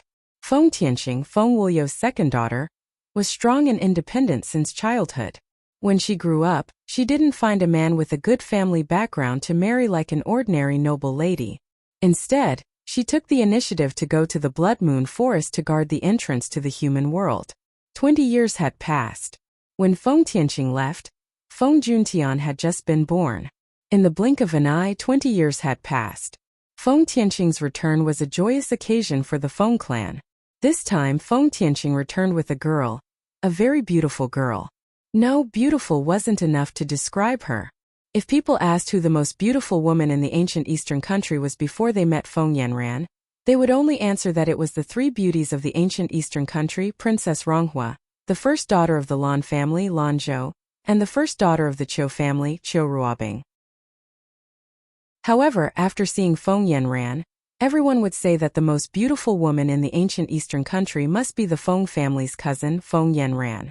Feng Yanran's beauty had surpassed all the beauties in the world. Any woman who stood in front of her would be overshadowed. Even Feng Wuliu and Feng Tianqing were stunned when they saw Feng Yanran for the first time. They didn't expect that the soft little girl would grow up to be such a stunning woman. Even Feng Juntian, who usually didn't care about women, was surprised when he saw Feng Yanran. Although he wouldn't have any thoughts about his sister, he still admired Feng Yanran's beauty. Feng Juntian had thought that Prince Mingxi, whom he had met the other day, was already a handsome man that was hard to find in this world. Even the most beautiful woman would not be able to surpass his beauty. Who would have thought that today he would meet a girl who did not lose to Prince Mingxi? Moreover, this girl was his cousin. Quickly sit, Tianqing. It's been hard on you. These 20 years have been hard on you. Feng Wuliu saw his youngest daughter and was so excited that his eyes were a little sore. This daughter was the one he owed the most. In order to protect the peace of the ancient eastern country, she sacrificed too much. Father, Tianqing missed you so much. Feng Tianqing was moved and threw herself into Feng Wuliu's arms. In the eyes of the family, Feng Wuliu had always been a strict elder. Since young, among the younger generation, only Feng Tianqing wasn't afraid of her father. She would even go against him from time to time.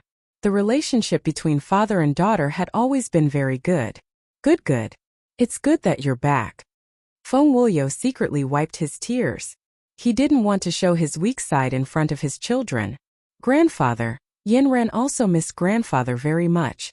Feng Yanran's voice was as pleasant as heavenly music. It made people who heard it want to indulge in it and not want to wake up. Yanran, you've also grown up. Do you still remember the first time grandfather saw you? You were only 5 years old. I didn't expect that in the blink of an eye. Yanran had also grown up. Feng Wuliu lovingly patted Feng Yanran's head. Probably because he owed Feng Tianqing, Feng Wuliu had always doted on Feng Wu very much. When they were young, Feng Wu was even jealous because of this and snatched Feng Yanran's toys and snacks. Of course, the result of doing this in the end was that she was scolded by her father and brother and grounded by her grandfather. Feng Wu didn't know about these past events. She just stood beside Feng Juntian in a daze, watching this heartwarming scene with her own eyes. She didn't feel anything. Feng Ting wasn't like Feng Wu.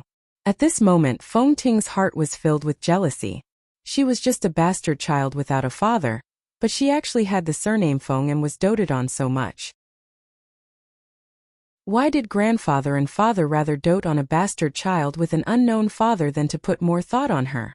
Feng Ting's heart was extremely uncomfortable, but she didn't show it on her face. She stood there obediently like a well-behaved junior with a smile. Let's go. Your sister-in-law has already asked the kitchen to prepare the dishes that you and Yanran like to eat. Remember to eat more later. You haven't eaten the food at home for many years, right? The cooks at home haven't changed. It's still the same cooks that you used at home.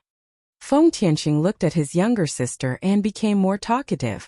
This younger sister was his most beloved younger sister. She had suffered a lot in her life. As her elder brother, every time he thought about it, he couldn't help but want to treat her better. Brother, you and sister-in-law haven't changed at all. You're still so young, just like the last time we met. It's just that our children have already grown up. It's only been 10 years since we last met. But Juntian and Xiaowu have already grown up. Ting Ting is also more beautiful than when she was young. Feng Tianqing sighed. 10 years ago, it was the year she sent the 5-year-old Feng Yanran back to the Feng family. Too many things had happened in that year, and it was the saddest and most painful year for her.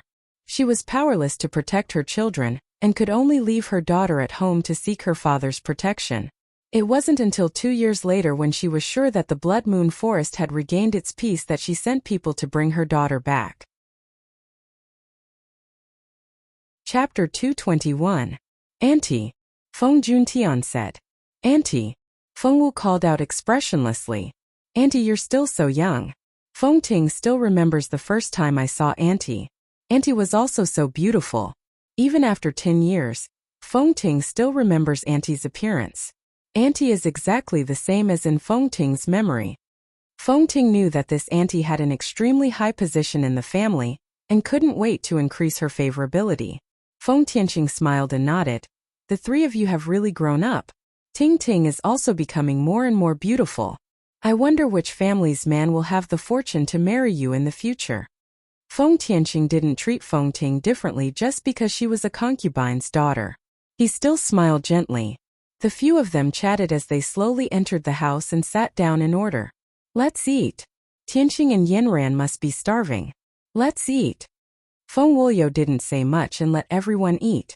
Feng Wu picked up her chopsticks and picked up a piece of her favorite dish and ate it in one bite. Feng Juntian and Feng Ting also silently ate the dishes in front of them. Feng Yanran ate beside Feng Wu. She also ate elegantly, and watching her eat was a kind of enjoyment. It was a pity that our Feng Wu girl didn't pay any attention to Feng Wu. She was currently busy eating. No one could even think of attracting her attention while eating. The four juniors were very well behaved and didn't speak while eating.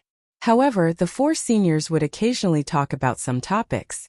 Tianqing, there was a huge disturbance in the Blood Moon Forest recently. Did something happen? The matter this time was very big. There was a barrier outside the Blood Moon Forest. It was because of this barrier that the Blood Clan couldn't casually enter human territory to drink human blood. However, a month ago, the barrier suddenly became unstable. This made the king very worried, and he even invited the Silver Moon Ancient Kingdom's prince, who inherited the divine blood, to help stabilize the barrier. Something did happen. The four elders and my teacher all mysteriously disappeared. The barrier was destroyed by the Blood Clan from the inside. If it wasn't for His Highness inviting Prince Mingxi in time, I'm afraid the Blood Clan would have already rushed out of the barrier. Feng Tianqing said with emotion. Destroying the barrier from the inside. How did the Blood Clan know where the barrier's weakness is? Feng Tianqing was shocked. Every barrier wasn't perfect. There would always be a person's weakness. But that weakness wasn't easy to find. It was just a small dot as small as the eye of a needle. And other than the person who laid the barrier, no one else would be able to find it. It's not that I don't know either. The elders are suspecting that someone leaked the weakness of the barrier. Just as they were locking onto my senior brother, Florence, he suddenly disappeared. Even the four elders and my master are nowhere to be found. I immediately contacted His Highness. His Highness has already sent out many people to help search for them. But they still can't find any trace of them. Luansa. It's actually him. You really can't judge a book by its cover. I've seen that kid once before. He looks like a pretty boy who likes to attract bees and butterflies. I didn't expect him to betray his own country and work for the Blood Clan. Feng Tianqing couldn't say anything malicious due to his personality. However, everyone could hear the displeasure in his voice. It's not necessarily senior brother. This happened too suddenly. If I hadn't brought Yanran to find some weak Blood Clan members to practice combat, I'm afraid even I would have been killed. Those people who could take everyone away so easily were definitely not ordinary people. I suspect that the one who did it was a Blood Clan prince. Otherwise, they wouldn't have been able to take away the four elders and master so easily. Senior brother Luansa's private life is a bit messy, and he's very suspicious. However, with his ability, he shouldn't have been able to come into contact with a Blood Clan prince. He couldn't have come into contact with them himself, but he could have done it through other Blood Clan members. However, I can't figure out what benefits he would gain by doing so. Feng Tianqing couldn't understand. Actually, before the incident happened, there were already some rumors that someone saw senior brother Luansa having a tryst with a Blood Clan young girl. Bang! Feng Wuliu suddenly slammed the table and stood up. For a Blood Clan woman, he dared to betray our ancient Eastern country. He's simply an animal. Feng Wuliu hadn't been so angry for a long time. The thing he hated the most in his life was people who would betray their family and country for a little love. When Feng Wuliu was young, he had a good brother. That brother was also a very outstanding talent in the ancient Eastern country. Later on, during an experience, he got to know a princess from a neighboring country. Later on, for that princess, he stole an important military secret from the ancient Eastern country and eloped with the princess to the neighboring country. After Feng Wuliu found out, he chased after them for 7 days and 7 nights. Then, he personally killed that princess and his good brother with his sword. He didn't hold back at all. Because of various things in the past, What Feng Wuliu hated the most was people who disregarded the interests of the country and the people for their own personal feelings. These are only rumors and haven't been confirmed. I still can't completely believe that this matter was done by senior brother Luan Sa. Feng Tianqing shook his head, seemingly refusing to believe it.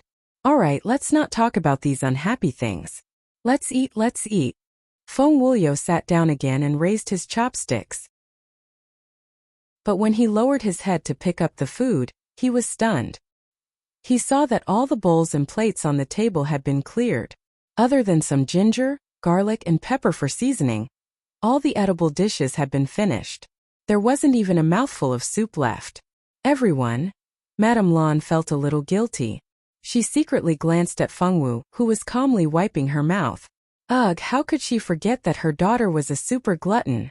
She seemed to have asked the kitchen to make fewer dishes. What should she do now? Speaking of which, Feng Wu had been back for more than 10 days. During this period of time, she had been eating with Madame Lan. Feng Juntian was a sword fanatic and practiced his sword in the martial arts field all day long. And as the clan leader, Feng Tianqing had many things to do. He had many social affairs to attend to, so it was impossible for him to eat at home every day. As for old master Feng Wuliu, he was in seclusion all day long to comprehend the sage realm, hoping to improve further. Moreover, after his cultivation reached the sword grandmaster level, he would be fine even if he didn't eat for a few months. Moreover, old master Feng was a sword saint. Sword saints had already stopped eating grains and didn't need to eat anything at all. This time he came out to eat for his daughter. Thinking that he hadn't seen his daughter for many years, he came out to eat with everyone.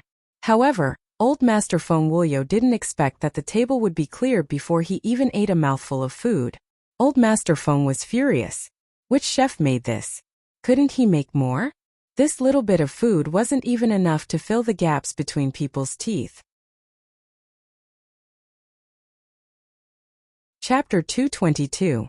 Feng Juntian, Feng Ting, and Feng Yinran subconsciously peeked at Feng Wu. They wanted to see where she had put all the food she had eaten, and why her stomach wasn't showing at all. Feng Wuliu naturally noticed the gazes of the 3 children. He widened his old eyes and glared at the Feng Wu girl. Girl, are you that hungry? I haven't even eaten anything and you've already eaten so much. Do you think you're a pearling? Old master Feng glared at her. Feng Wu looked back calmly without any emotion. He glared again, but Feng Wu still looked back calmly. After the grandfather and grandson pair looked at each other for a minute, Feng Wuliu couldn't stand it anymore. Alright, since everyone is full, let Tianqing and Yinran go rest. Xiao Dai, let the kitchen cook more dishes tonight. Don't be so frugal. Madame Lan. Yes, daughter-in-law understands. That was close. Madame Lan was so scared that she wanted to pat her chest. She thought that her father was going to punish Xiao Wu again. Fortunately, it was just a false alarm. After lunch, Feng Tianqing and Feng Yinran moved into Tianqing Tower where Feng Yinran used to live. Originally, Madame Lan had arranged a small building with good scenery for Feng Yinran, but Feng Yinran insisted on living with her mother. Madame Lan didn't force her and let her do as she wished. After Feng Yinran and her mother went to rest, Feng Tianqing and his wife talked in the room. When the tailor enters the residence, make some new clothes for Yinran and a few sets of better jewelry. Find someone to make them into enchanted equipment. It's more practical. Got it, I'll do it well. Since you want to make clothes, why don't you make some for the children? Xiao Wu will be going back to school soon. She also needs to prepare a few more sets of clothes. Alright, you can arrange these. Remember to inform Dao Tianjiao about Tianqing and Yinran's return. Ask her to bring the children back to the family. After all, they are sisters. Tianqing is back. As the elder sister, she should have a reunion with her younger sister.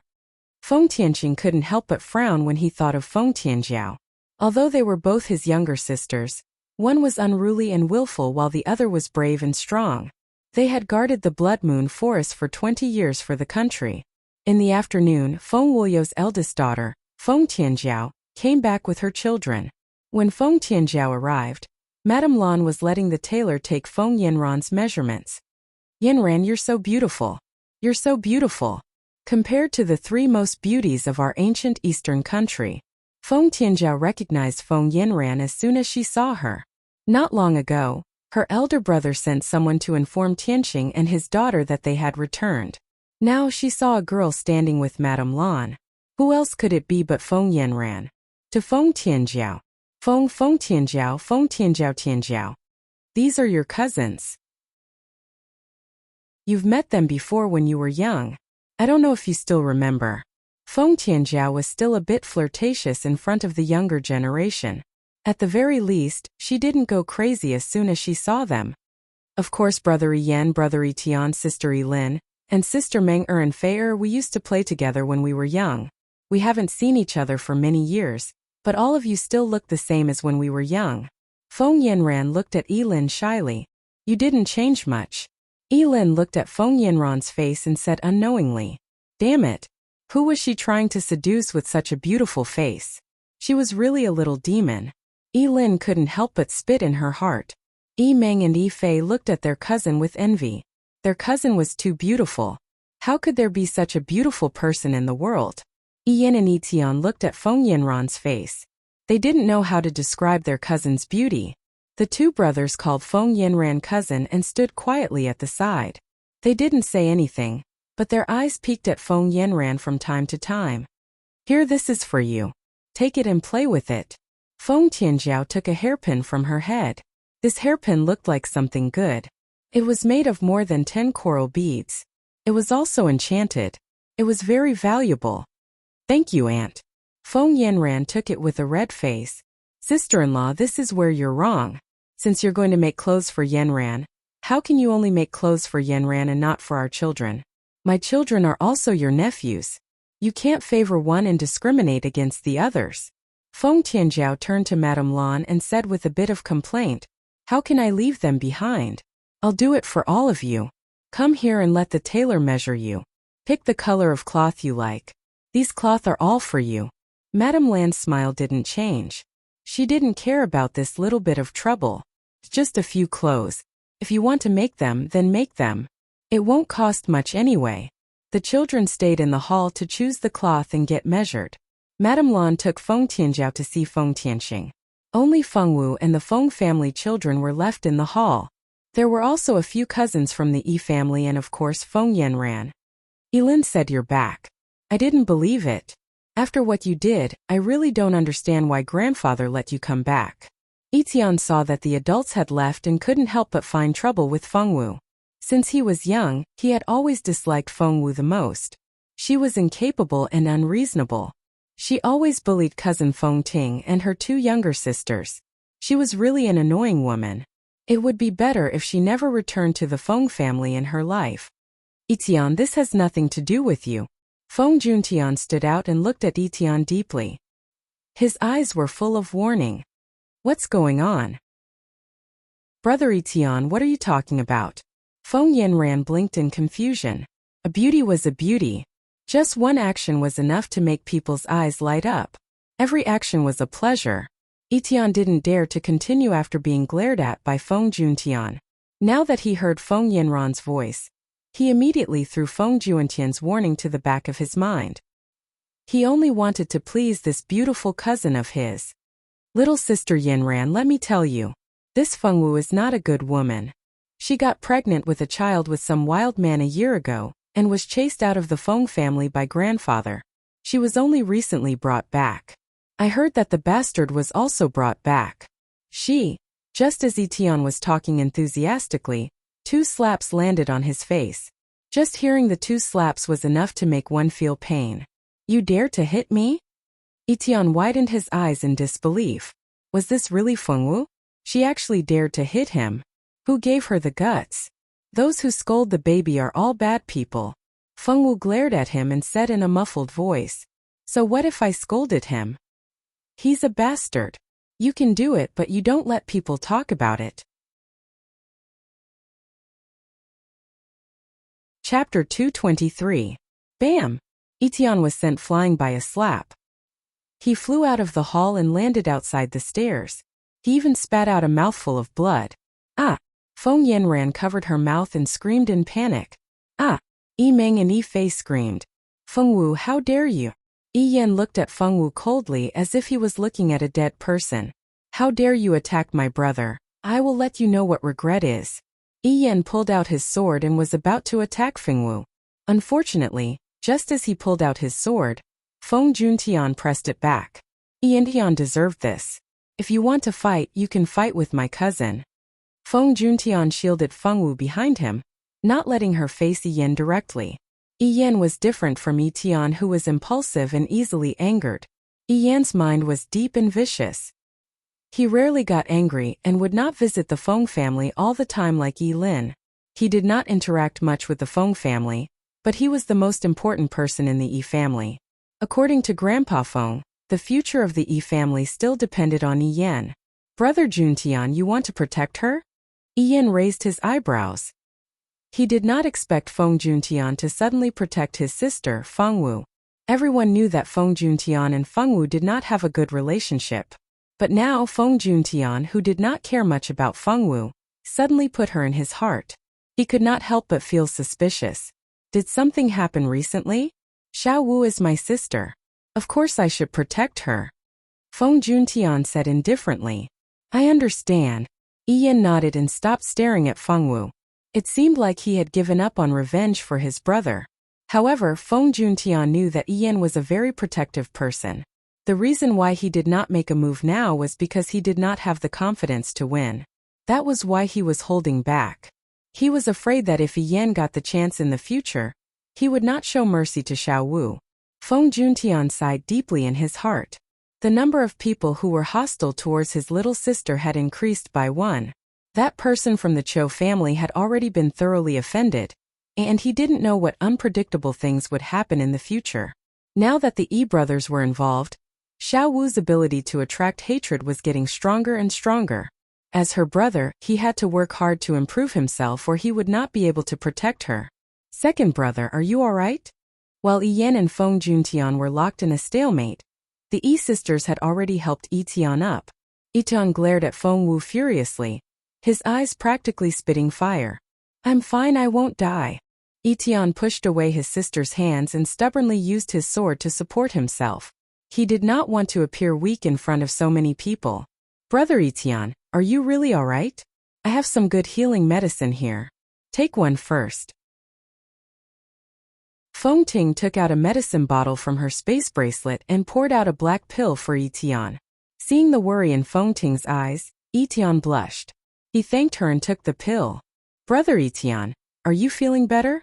If you don't have enough medicine, I still have medicine here. When Mother and I were in the Blood Moon Forest, we often encountered all kinds of dangers. We have many different kinds of medicine on us. Feng Yanran's gentle eyes were filled with worry. Sister Yanran, I'm fine. Sorry for making you worry. Yi Tian blushed even harder. Feng Ting was unhappy in her heart. Men were really creatures that liked beauty. Before Feng Yanran appeared, they were like lapdogs that circled around her all day long. Now that Feng Yanran appeared, they immediately forgot about her. They were really men. That's good. Feng Yanran whispered shyly. Feng Yanran's little face was slightly flushed. Her entire face looked so beautiful that it was soul-stirring. People could not bear to look away. Yi Tian was simply mesmerized. She was too beautiful. How could there be such a beautiful girl in this world? In the past, he had always thought that Yi Ting was a rare beauty in this world. But when he saw Yanran, Yi Ting was immediately compared to the background. Because he only cared about Yi Ting, Yi Tian even forgot about such an important matter like taking revenge on Feng Wu. This made everyone a lot quieter. During dinner this time, Madame Lan had learned her lesson. She let the kitchen make several times more food. In short, there must not be a situation like lunch where all the dishes were not enough. The meal was peaceful. At least there was no unpleasantness. Yi Tian was probably mesmerized by Feng Yanran. During the meal, he kept circling around Feng Yanran. From time to time, he would help Feng Yanran pick up food. This made Feng Tianjiao frown. However, Feng Tianjiao did not immediately scold her son. She knew her father's temper. If anyone dared to make trouble at this time, the old man would not be polite. So Feng Tianjiao held it in until she returned to the Yi family. Then she pulled the children into her room and gave them an order. All of you listen. In the future, stay away from Feng Yanran. Especially you, Etian. Don't think that I, as your mother, can't see that you have feelings for Feng Yanran. Your mother will say it here today. If you dare to marry Feng Yanran, you are not my son. Feng Tianjiao's words were not light. No matter how unreliable Feng Tianjiao was, she loved her children very much. This was the first time Feng Tianjiao had said such harsh words to her children. Lin and her sisters almost cried out in surprise. Was this still their protective mother? For Feng Tianjiao to actually say such words, it was simply inconceivable. Yan did not feel anything. Although he had some doubts, he did not say anything. Feng Yanran was beautiful, but it was not enough for him to marry no one but her. Only Etian was not very happy. Who asked her to be called out? Mother. What's wrong with Sister Yanran? Why do you hate her so much? Etian thought of Feng Yanran's beauty and was very reluctant. Do you really want to know? Feng Tianjiao's face suddenly changed. She looked at the children in front of her very seriously. Of course, her eyes were still focused on Etian. Yes. Etian nodded without hesitation. Do you want to know too?